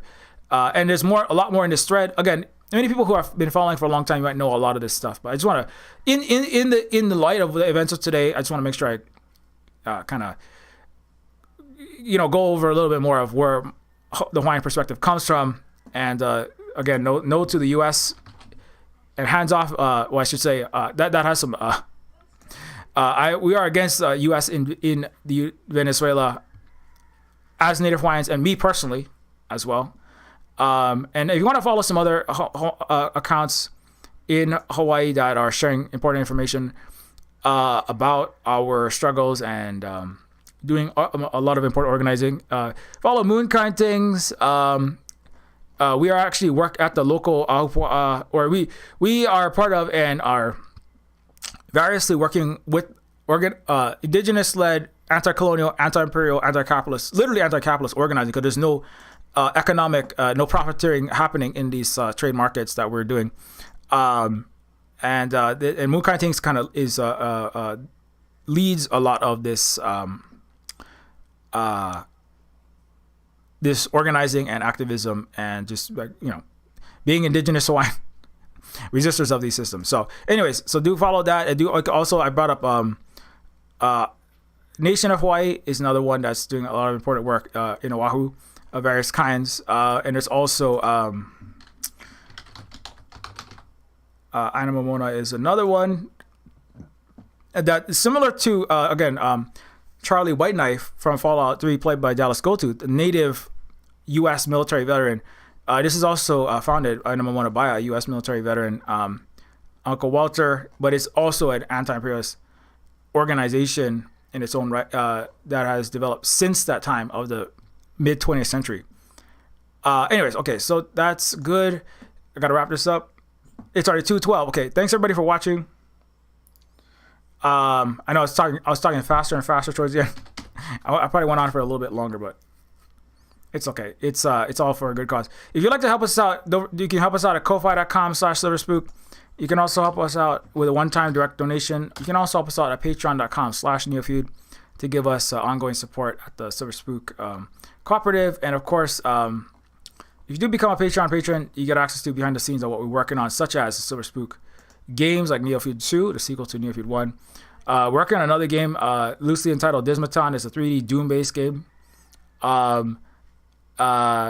set in the world of Neofeud. And we also have, you can see some of the updates on what we're working on when it comes to decolonization, restoring our indigenous food systems and economic and political structures. And and you also get access to Silverspook Discord and Silverspook University. Over 1,000. Can you not afford more overpriced college education that's being, where your college professor is basically throwing AI papers at you and grading it with AI, and everyone else is using AI? What's the point? And then you're going into debt to the tune of thousands and thousands of dollars.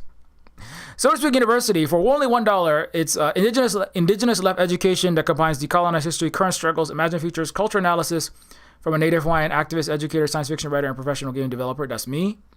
Perspective. And so this is like basically all this, over 1,000 hours of all the streams on various topics: history, economics, politics, artificial intelligence, specific events in history, Africa, Asia, Latin America, Turtle Island, Hawaii focused, and it kind of gives you like kind of overview of various topics that we've ability to kind of like specifically learn about a particular thing.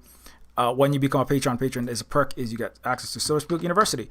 Don't forget to get Neofeud on Steam and also on itch.io for sale, which is 70% off for the next little bit, for the next 41 hours, less than 2 days. Get Neofeud while it's hot. It's almost gone. It's almost out of electrons. No, I'm just kidding. But if you have a second to leave even a very short review for Neofeud, don't forget to do that. It helps us get the game discovered in the Steam algorithm when people are browsing for games.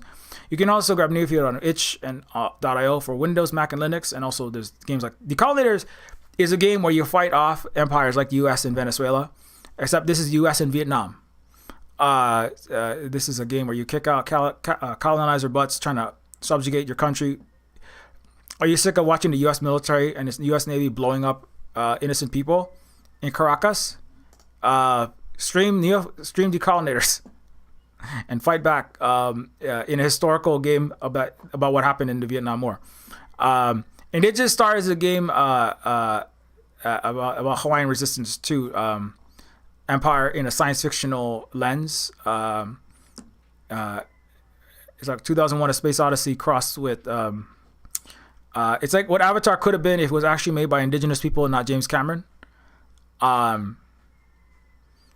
Neofeud Short Story Collection, and we have books like Neofeud Short Story Collection. Woman is a book that critiques right-wing Christian culture from Holly, who is raised in that world.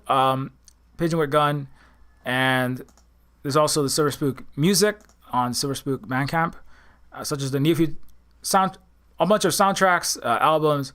Colonialism is Going to Hell. I got multiple albums that are just about this topic of resisting colonialism, like what's happening in Venezuela.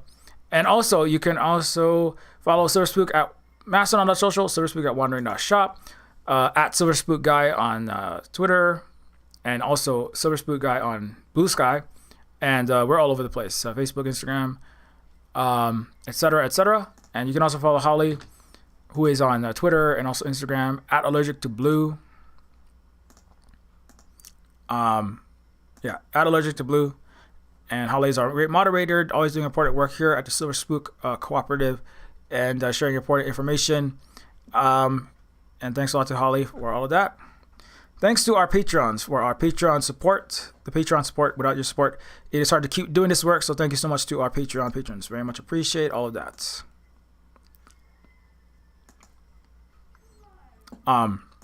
Anyways, so I hope that I know I went off on a few extra little asides there, but shout out. I like Fallout a lot.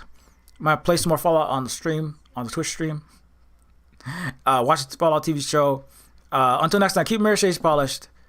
Be excellent to each other. Resist the Star Spangled and the Kaisers of the new Roman Empire. And sorry, I'm like lost my way. And I keep your shades polished. And but